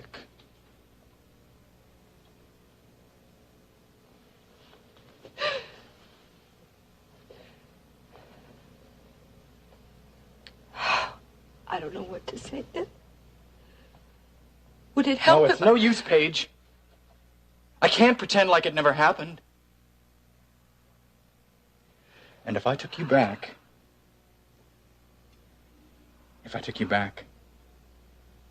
every time I went to make love to you, I'd see you in another man's arms. No, I'd see you... no, Paige, Dennis, I just don't think I could deal with it. I just don't think I could. And do you know what it is that's tearing me apart inside?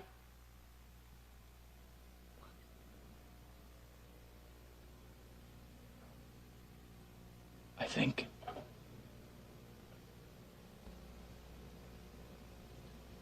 I still love you.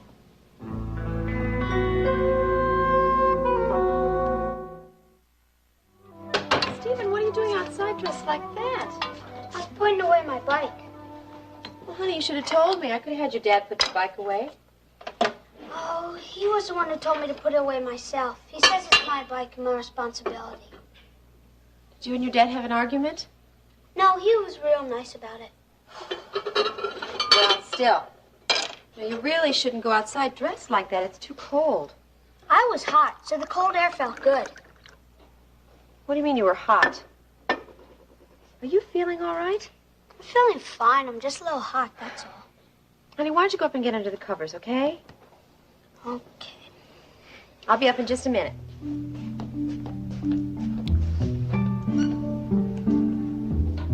I want to thank you for your invitation, Mr. Wheeler. Well, not at all, Mr. Burnell. I'm glad you can make it. It can be very boring to be trapped in a strange city without any close friends. I suppose you know all about that. Ah, yes. I've shared the same lonely, dull evenings in a hotel room. Can I get you a drink? Yes. I have some excellent cognac here. The manager of my Paris office has it shipped to me here. I think you'll like it. Sounds fun.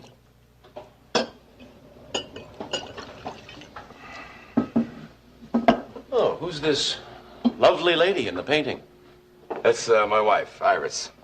Oh, yes. The celebrated Iris Wheeler.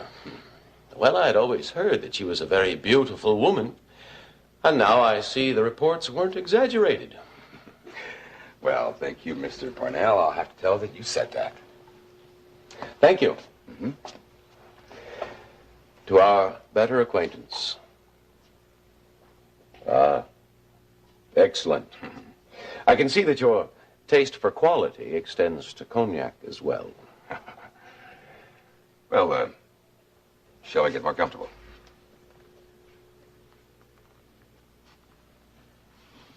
How long do you expect Jim to be out of the country?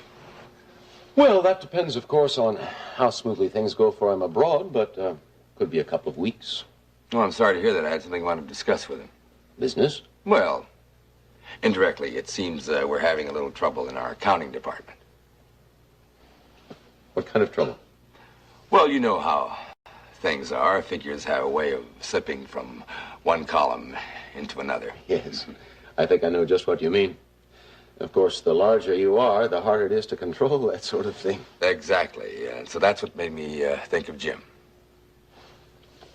Jim may be an excellent handicap golfer, but I'm not sure he's the person to consult about accounting procedures. Well, I seem to remember that he had a similar problem a couple of years ago. Is that right? Yes, it was in all the papers. The media made quite a fuss about it. Well, that must have been before my time. I've only been working with Jim for a little over a year. What exactly is the nature of this problem? Well, there seems to be a discrepancy of funds from some of the ships that we lease. I sincerely hope that it doesn't involve any of the ships that Jim and I lease from you. Well, I shouldn't think so. Anyway, we have one of the men from our security force checking into it. I understand your force is one of the best in the country. It is. We should have it resolved soon.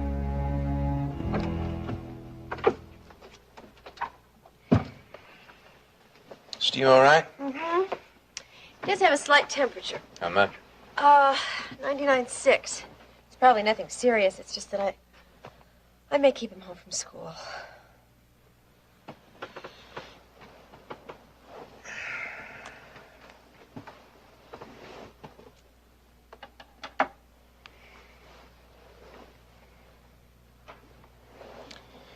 Are you still angry with me about Jeb? No. I'm furious at Jeb, though. I don't know what got into him. Well, he did apologize. I know that couldn't have been easy for him. As angry as I am, though, Barrett, I really don't want Jeb moving out of here. Yeah, I don't think you need to worry. I mean, he's right down the road. There's no great distance. It's not a matter of distance. Some people can live miles apart and still be close. And others can live within inches of each other and not be close at all. Are you referring to us? No, of course not. I think that even though Jeb and you may miss seeing each other all the time,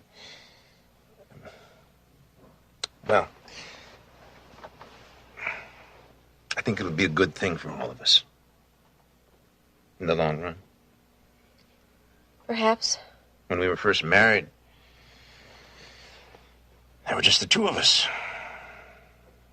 That's when our closeness began.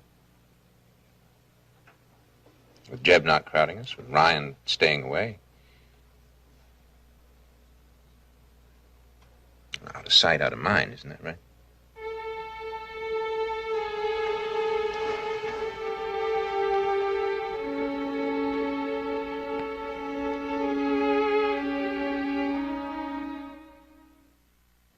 I assume Mr. Shaw kept the film in his office or possibly at his home. No, I'm afraid not. We checked both those places and we didn't find anything like a film What did you say the title was again? I didn't, but I believe Mr. Shaw referred to it as Endless Passion. No, I'm certain I'd remember anything like that. Now tell me, Haven't you any other ideas about where this film might be?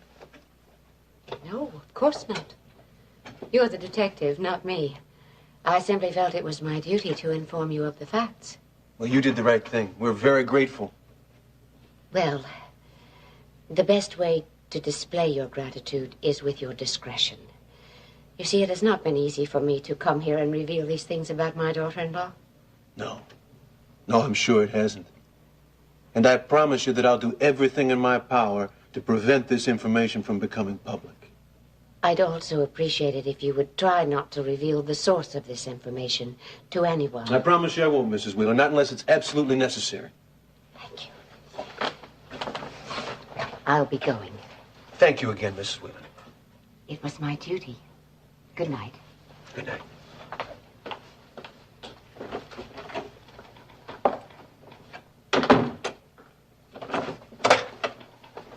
Okay, let's go, Frank. We've got a little visit to make. Maybe it was a mistake for me to come here today, Dennis. But in a way, I'm so glad that you know about that film. You don't know the strain of carrying around that terrible secret. Terrible secret. You know, Paige, Dad once told me that everyone has a terrible secret. Dennis, I've got to ask you a question. Ask. The other day when I came over and you were upset and you'd been drinking, you said some things and I believe you didn't mean them, but they frightened me. I'm afraid I don't remember any. You said you had a score to settle with Chris Shaw. So when I heard that Chris had been murdered... Dennis, did you go to Chris's office that night? I think we've done enough talking, Paige. What is it, Barry? Having trouble sleeping? Yes, I am. It's my fault. I shouldn't have said what I did. I don't know what possessed me. I just don't seem to have any control over my words or feelings lately. Well, that's your pattern, isn't it, Barrett? First you lash out, and you say things that you know will hurt me very deeply, and then you apologize. You say that you just couldn't help yourself. It's true. Oh, I know. I know. And I always do forgive you. Then there's another incident and you lash out again. I don't mean to. It's going to go on the rest of our lives. No.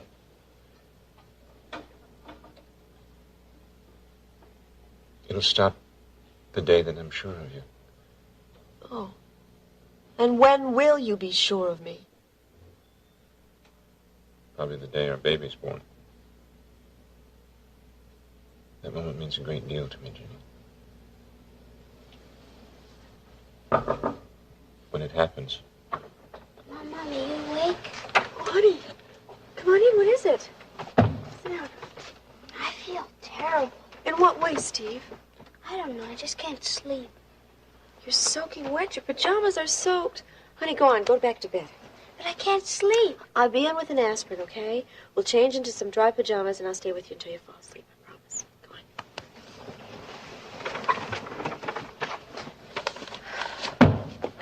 Well, that was convenient. What do you mean? You'd do almost anything to spend an hour or so away from my bed, wouldn't you?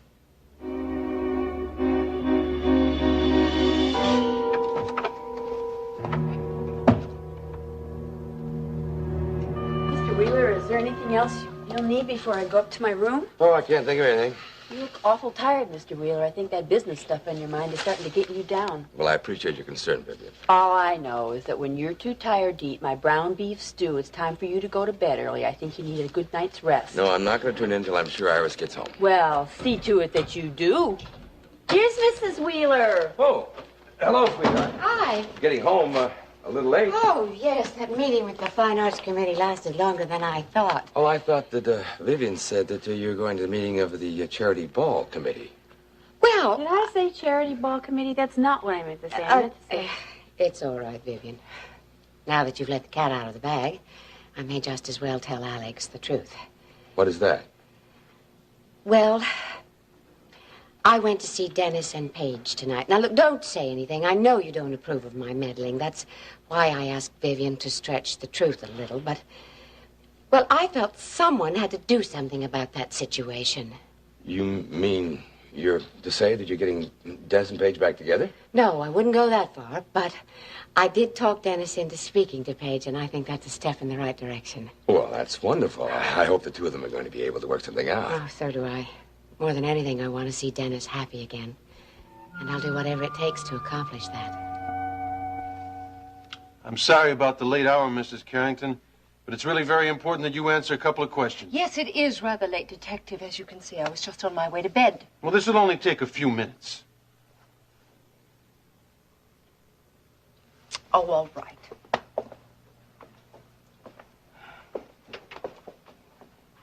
We've been doing some follow-through on that matter that you and I were talking about before. Oh, yes, and what matter is that, Detective? The connection between you and Mr. Shaw. Detective Donovan, I have told you. I met him in Hollywood. He was an aspiring producer. It was a very casual thing and a completely professional relationship. Yes, that's what you told me, all right. But you neglected to mention one rather important fact. Oh, yes, and what's that? It seems you actually starred in a porno movie that Mr. Shaw produced. Is that true?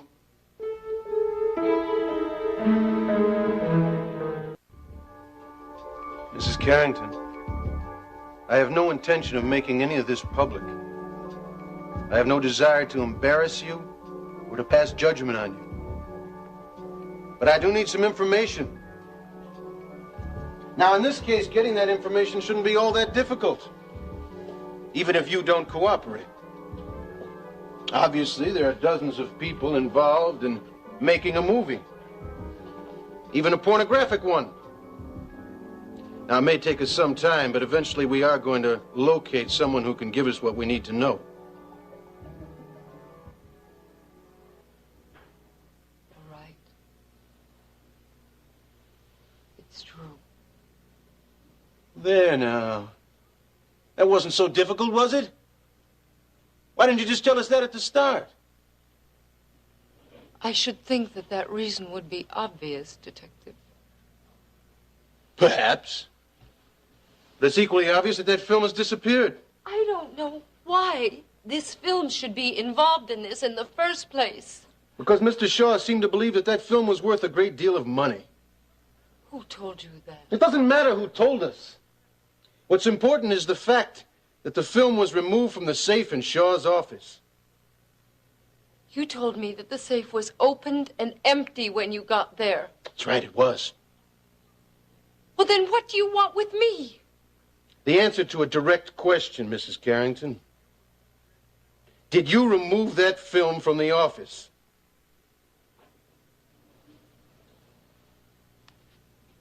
No. Do you have it in your possession now?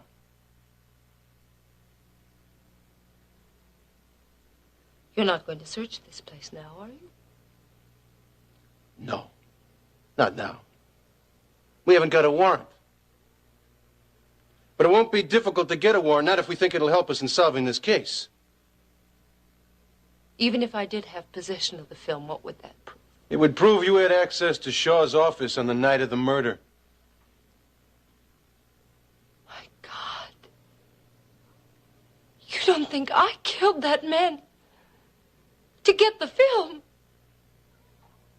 I swear I didn't. Does that mean you did take the film? Well, did you?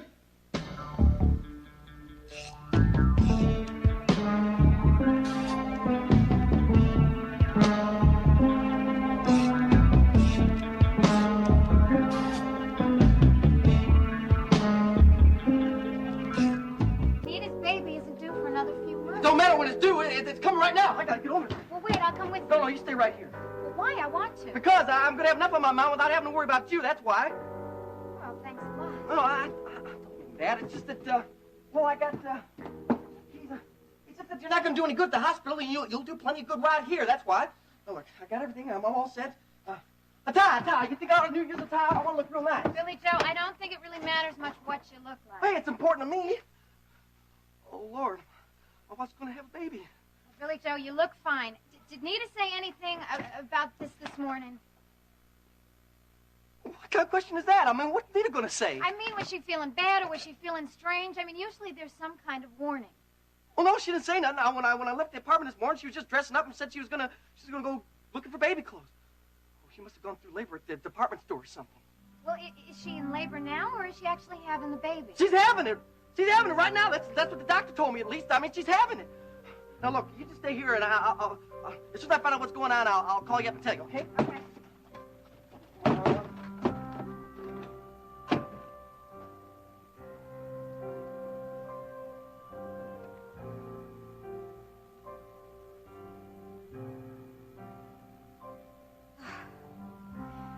Sure hope Nita and her baby are going to be all right. Honey, have you been able to talk to Dennis yet this morning? I'm going to see him right after lunch. Is he all right? He seems to be. Elliot seems a great help to him. Oh, I'm glad. Dennis is a rather special person. Yes, he is. Do you have time for some more coffee, or do you have to rush off? I have time for some more coffee with my lovely wife. Ah, good. She thanks you for the compliment. I've been thinking about Kate. I've been wondering how she's taking all of this. I know she and Paige have never had an easy relationship, but this must be very hard on her. It's rough. I talked to her this morning. She's upset. As a matter of fact, so is Barrett. According to Kate, he's driving into town to be at the arraignment. Oh, good. I'm glad he's going to be there. Paige needs her family right now. Certainly does. I wonder if there's anything we can do to help Kate. Well, we might drive out to the ranch this afternoon after the hearing. Oh, that's a good idea. Let's do it. You can talk to her and maybe reassure her a little. All right, I'll pick you up right after the hearing. Good. Maybe we can stop by and see Rena, too. I haven't seen that daughter of mine in quite some time now. Yeah, actually, not since I broke in on her lunch with Justin. I'm a little worried about that. I can't help wondering what those two were up to. Well, honey, don't borrow trouble. They were probably just having a friendly little lunch. Oh, I don't know about that. The two of them were very tense about something. Now, I think that those two have some kind of business deal going. Rena? Business? Well, Rena did ask for $250,000 recently. Stryker, is something wrong? Vicky, I know why Rena wanted that money. What did you say? I said I killed Chris. It wasn't Paige. Dennis, I don't believe... Believe it, Dad. Believe it because it's the truth. I killed him.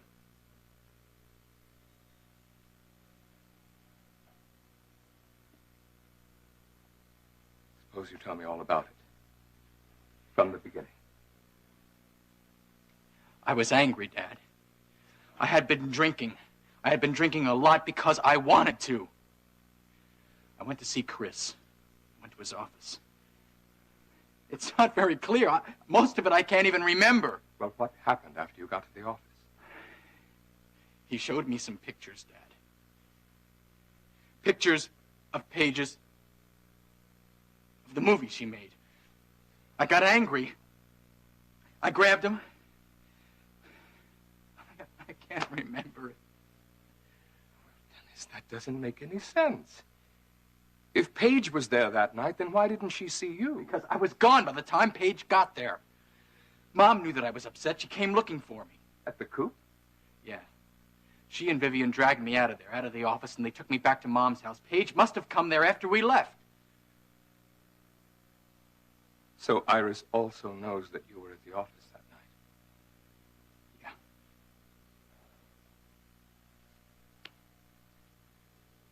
Forgive me, I'm having a little trouble taking all this in. Why didn't you go to the police? I can't tell you how many times I've asked myself that same question, Dad. Well, what's the answer? Mom, she talked me out of it. She said I didn't do it, that I couldn't do it. And you believed her? I wanted to. I don't know what to believe. I can't remember anything, Dad. I don't know whether I hit my head when I was fighting with Chris or whether I just passed out, but whatever happened, I did not mean for all of this to happen. That Paige should be arrested for a crime that I committed. Now, Dennis, calm down. Now, just calm down. Now, I know how you must feel. You're going through a lot right now, but I want you to take your time, stop, and think. There is no need to act rashly. What is it you're saying? Just that before you say anything to anyone about this, I want you to think about it very carefully. What are you talking about, Dad? Don't you understand? Paige has been arrested. I have got to go down to the police station and tell them they got the wrong person. Don't do it, Dennis. Why not, Dad? Because Iris might be right. Maybe you didn't kill Chris Shaw.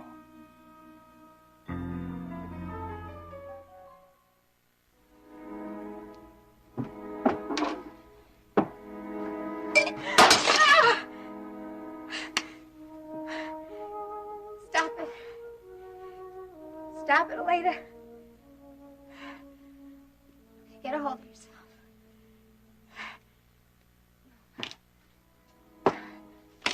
Oh.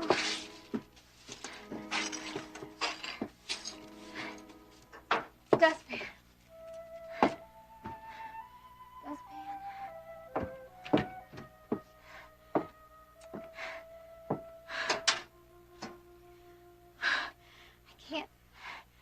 I can't take it anymore.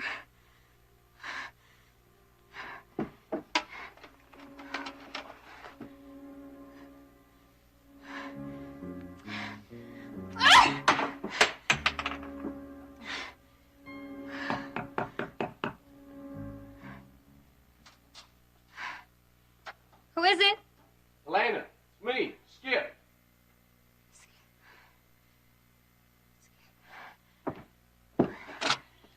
Skip. Hello. Come on in. Did you stop by to say hello? No. Goodbye. No, I haven't got my papers yet.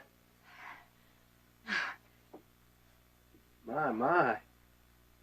You've been having a bad day. Yeah, no. I just broke a glass, that's all. Uh-huh. It slipped out of my hand. Uh-huh. That's just an old bottle that I had. I am fine, really. You must be feeling terrible. No.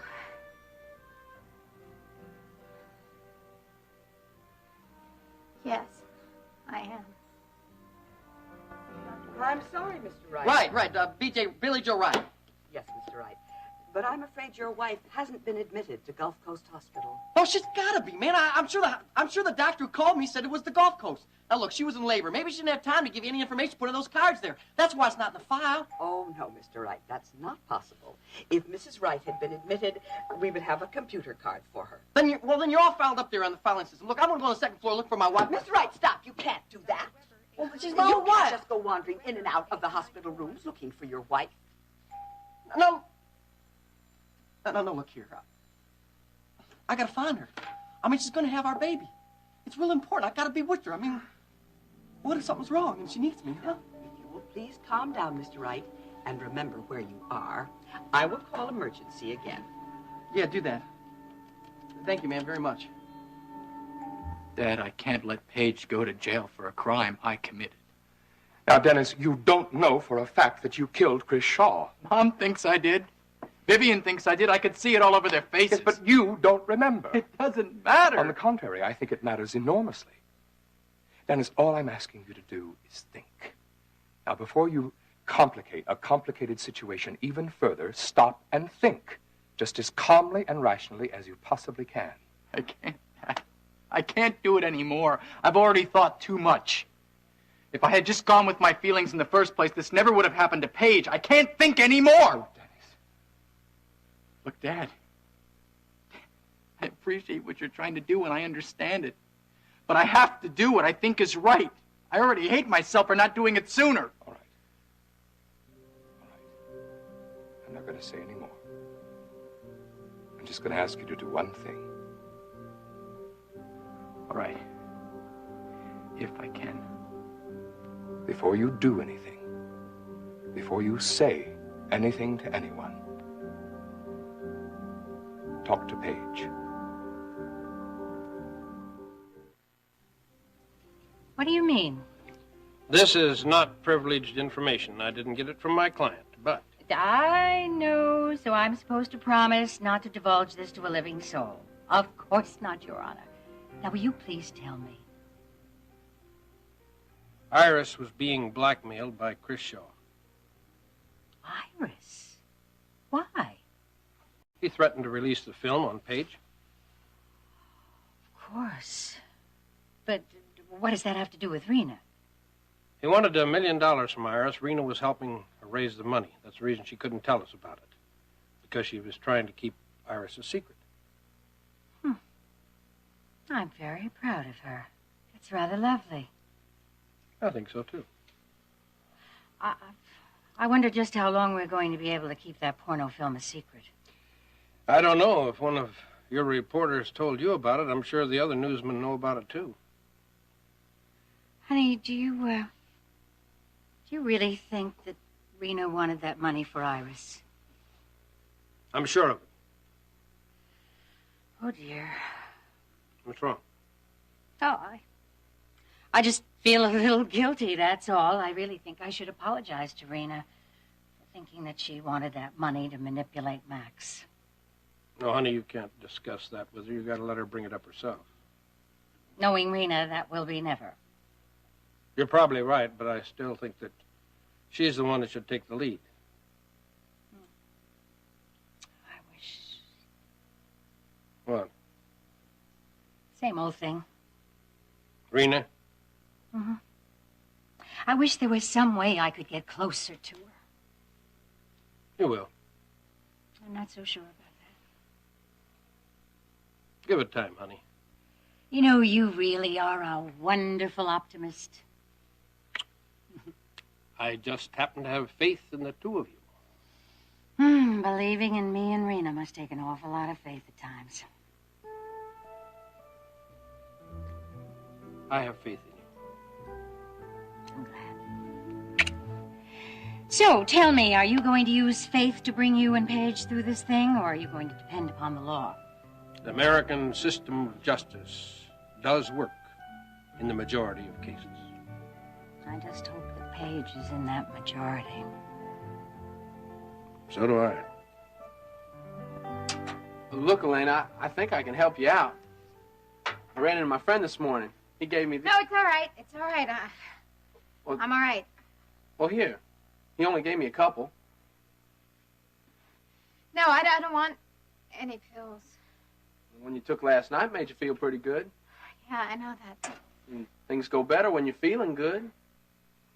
Yeah, but Billy Joe is planning a lot of good things for me, and I can't mess it up by being high all the time. Oh, come on, honey. Taking a pill once in a while isn't getting high all the time. Besides, these are mild. They'll just calm you down a bit. You're real jumpy this morning. Yeah, I know I am.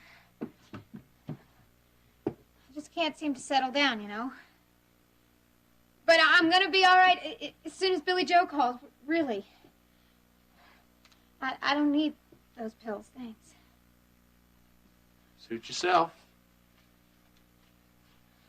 You expecting good news or bad news? I don't know. Billy Joe got called to the hospital a little while ago. His wife is having her baby. But it worries me. I mean, she wasn't expecting for a few months now, and it seems like this whole thing happened awful quickly. And that baby, it means the world to Billy Joe and Nita, and I can't help but think that it's dangerous for her to have it so early. You know, my sister had a premature baby. She did? Yeah. He's 6'4" and weighs 200 pounds now. That's my girl. That's much better. Now, I tell you what. Why don't you let me take you out and buy you a nice lunch? Or better yet, if you're expecting a call, just sit yourself down and I'll fix you something to eat. Just point me to the icebox. I don't think there's anything in there to fix. There's a few beers. Besides, I'm not really hungry right now. I think it would make me feel worse if I ate something right now. Well, then how about joining me in a beer? We'll split one. Okay, that sounds fine. Yes, sirree. We aim to please in this establishment. Anything the little lady wants. You know, I'm gonna miss you when you ship out. Well, I'm not going yet. So you just better delay all that missing for a while.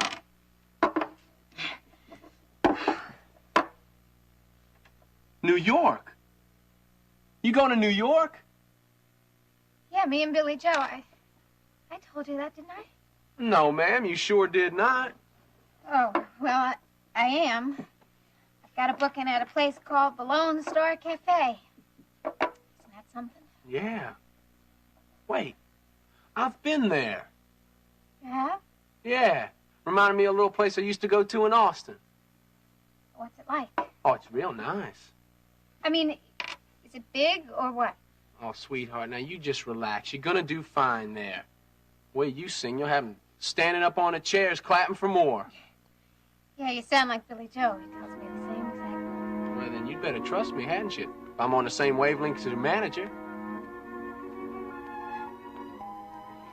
Then you sign here and here, and this is for your insurance number. And then when you're finished, bring it back to me. Excuse me, miss, but did you get that call from your friend upstairs yet? No, not yet. Well, could you call her now, please? Very well, Mr. Wright. Hi. Is Edna Mae free yet? Yes, I know, but would you get her, please? Edna Mae? Hi, honey. Listen, would you look through your files and see if a Mrs. Billy Joe Wright was brought in for delivery? I know, but the husband is down here, and he is being very... Thanks. She's checking. Yes? Yes, that's just what I told him. Thanks. I'll meet you in the cafeteria for lunch at 1 o'clock. Bye. No one by the name of Mrs. Wright has been admitted to the OB floor. Just don't understand it, man. I've been here over an hour, and she's in labor somewhere, and I can't even find her. Maybe she's at another hospital. Where do you and your wife live? Over at the Aquarius Apartments on Oh, well, now, Mr. Wright, there are 2 hospitals which are much closer to the Aquarius Apartments than Gulf Coast. Maybe she was taken to one of them. Did she have anyone with her? Her mother? A friend? No, I don't know. I just got a call from some doctor. Said, hurry up and get over to the hospital because my wife's having a baby. Well, I certainly would check out those hospitals before I panicked if I were you. High blood pressure could be a terrible thing, you know. Right. Yeah, I'll call the other hospitals. That's what I'll do. Can I borrow the phone? Oh, I'm afraid that is against hospital rules. Oh, it is? Oh, look, here, do you got any change for this, huh? In this case, I will make an exception. Thank you very much.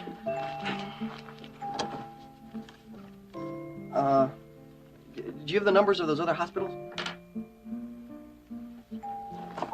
Here. Now, you just call those numbers, and you'll find her. Don't worry. Okay, thank you very much.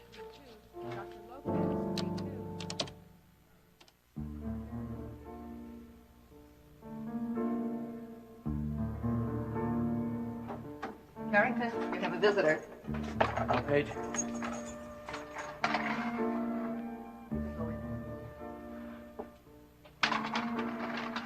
Thank you. You have 10 minutes.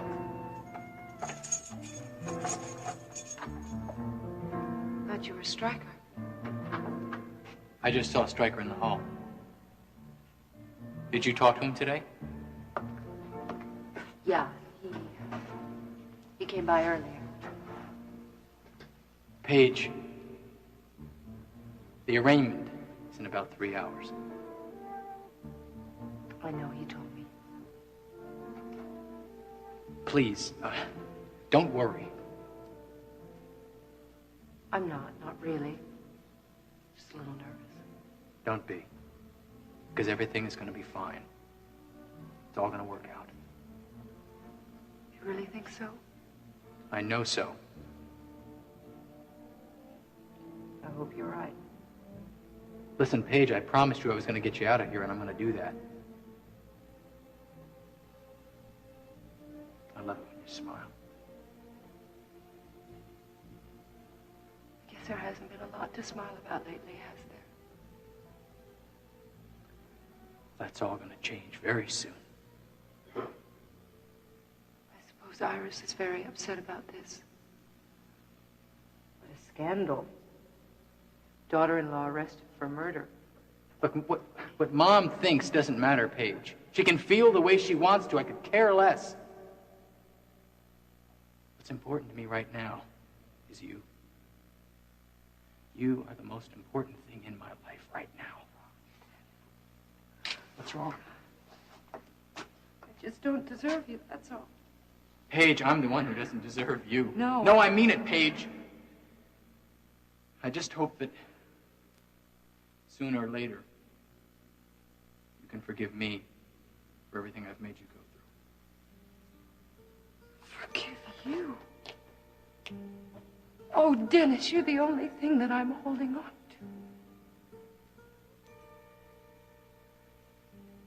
to. I've been sitting in this cell all morning, thinking about you, about us, our life together. And I've promised myself that I'll never, ever hide anything from you again as long as I live. I promise you'll be able to trust me again. Oh, darling, we're going to have the most wonderful life together. You'll see. Dennis, what's the matter? You don't think they're going to release me, do you? Yes, Paige. I do think they're going to release You have got to believe me. I didn't kill Chris Shaw. I believe you, Paige. And I can prove that you didn't kill Chris Shaw.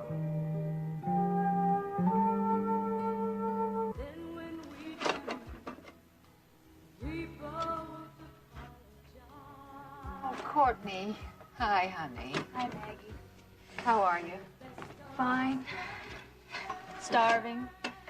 Say, would you mind if I went into the kitchen and fixed myself something to eat? Well, of course not, honey. But why don't I go fix you something? What do you feel like having? I really don't know. Did you go over to the ranch today? No, I didn't. But I talked to Barry, and he said he was coming in for the arraignment later this afternoon. How's Kate doing? Not too good. She just doesn't know what to make of all this. Well, did you go over to the jail and see Paige? No. And, I'm not sure I want to. Is that such a terrible thing to say? Well, you and your sister never really got along, I guess. You sure did fight like cats and dogs But when she you were is children. my sister. I should do something to help her, to support her. I should want to. But I can't. Maggie, I wouldn't be surprised if she really did it. Courtney, now don't you say something you're going to regret. Well, I just feel like we don't know everything here. I just wish I knew more. Well, I sure did think that if anybody was going to get in trouble over at the chicken coop, it was going to be Elena and Billy Joe. I certainly never dreamed it would be Paige. Oh, none of this makes any sense. Well, at least Elena's not a suspect anymore. But, darling, I don't think Elena ever was. Oh, then newspapers made a big thing out of it because she's young and pretty and singing at the coop, but... Oh, Courtney. What? Well, I just can't help thinking... Well, you marshals are just... You just really had a share of bad luck these days. You mean about Paige? Well, not just the thing with Paige. I mean, it's you breaking off the engagement with Jeb. Well, that's no problem. Well, it's just the way I wanted it.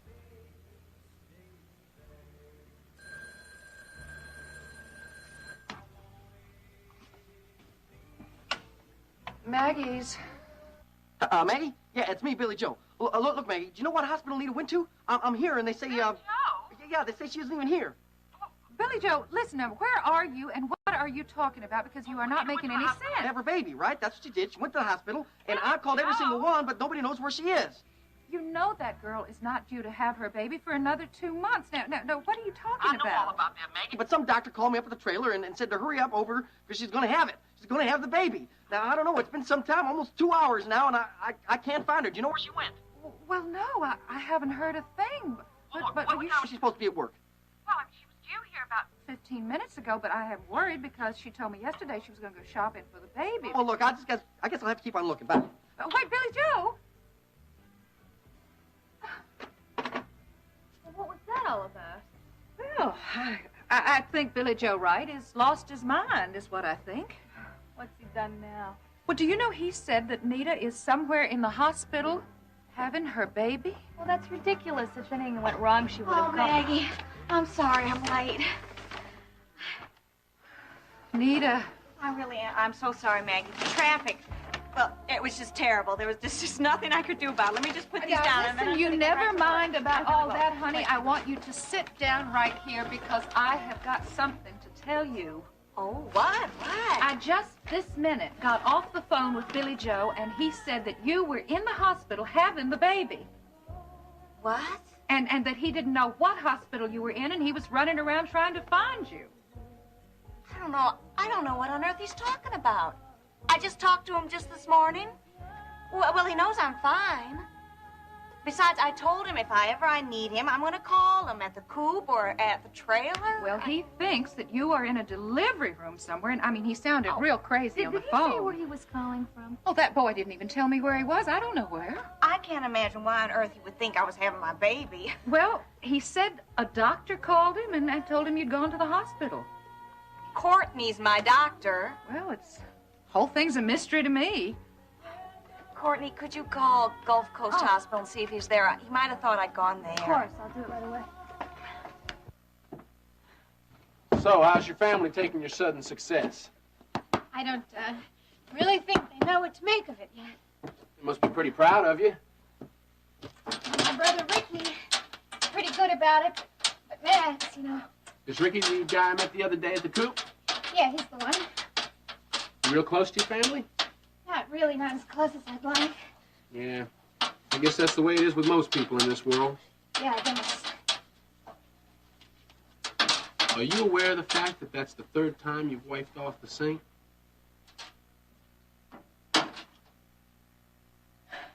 I guess that beer didn't help much, did it?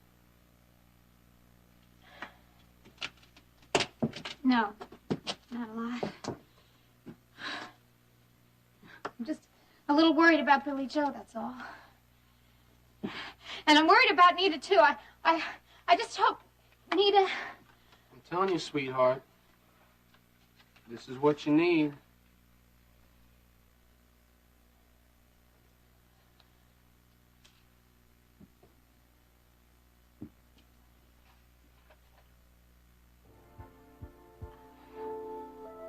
I don't think I should. Oh, come on. It's not like you take them all the time. I mean, you've had a rocky day. You're worried about Billy Joe and his wife. And like you say, you gotta think about your career. Now, if you're this nervous now, there's no way you're gonna be any good singing tonight at the coop. No. And what with your radio, what with your song on the radio all the time, you're gonna have a lot of people coming down to hear you sing that song. And they're gonna want to hear it sound just the way it sounds on the record. Now, you don't want to disappoint them now, do you? Maybe just one wouldn't hurt. Of course it won't. And one's all you need. And then when you get yourself feeling better, you're gonna give the performance of your life. Come here, Paige. Dennis. Just sit down, okay? There's something I have to tell you. You remember when we were talking about forgiveness earlier?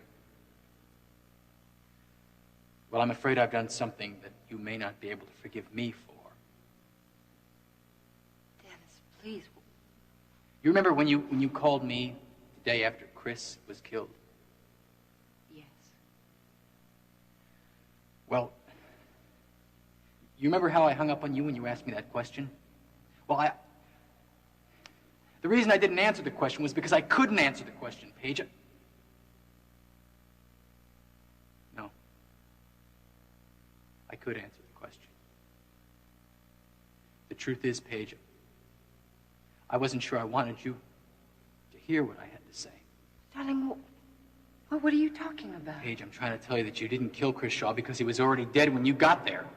I know that. I've already told the police that. I don't understand what you're getting at. Paige, I'm trying to tell you that I killed Chris Shaw. I did it, Paige. And for the rest of my life, I'm never going to be able to forgive myself for not going into the police sooner. No. No, you're just saying that to try to protect me. No, I'm saying it, Paige, because I did it. I'm going to turn myself in.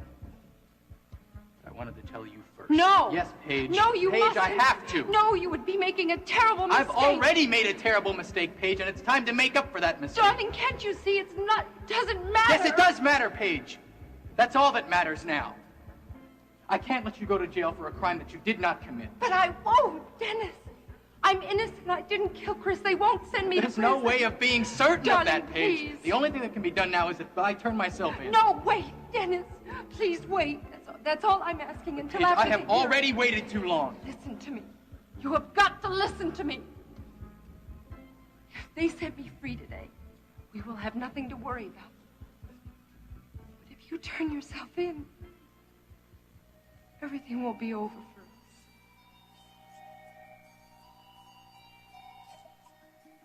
You know, I still can't imagine why he would be thinking that I was going into labor. I mean, what kind of person would play that kind of joke on him? Well, I think Billy Joe probably has some friends you don't know. Well, I can't imagine anyone being so cruel. Neither can I. You know, Mrs. French said that poor Billy Joe just about had a nervous breakdown right there in front of the admissions desk. Is she the one that gave him the list of hospitals to call? Yeah. She said that he was going to St. Joseph's. In any case, I left a message there. Oh, I feel so sorry for him. Oh, there's just absolutely nothing I can do about well, it. getting all worked up about it is not going to help a bit. Well, Courtney, could you call St. Joseph's? Maybe he's there now. Okay.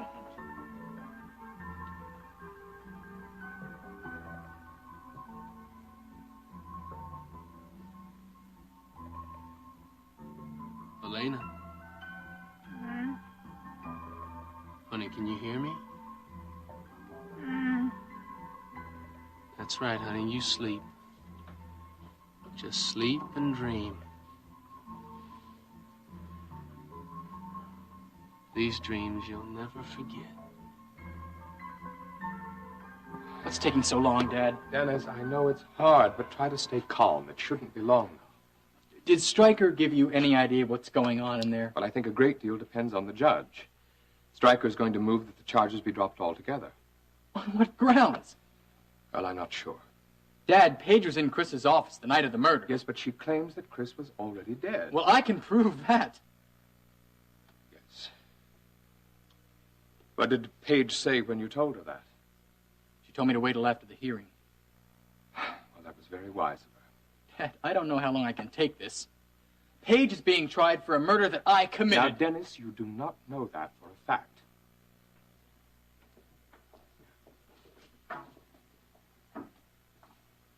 Stryker? Stryker, what happened? My motion was denied. What next? I have to go to trial. Paige, you're not staying in the suite tonight. You're coming home with me.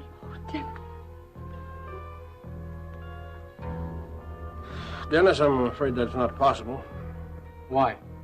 Bail was denied. Paige is going to have to stay in jail until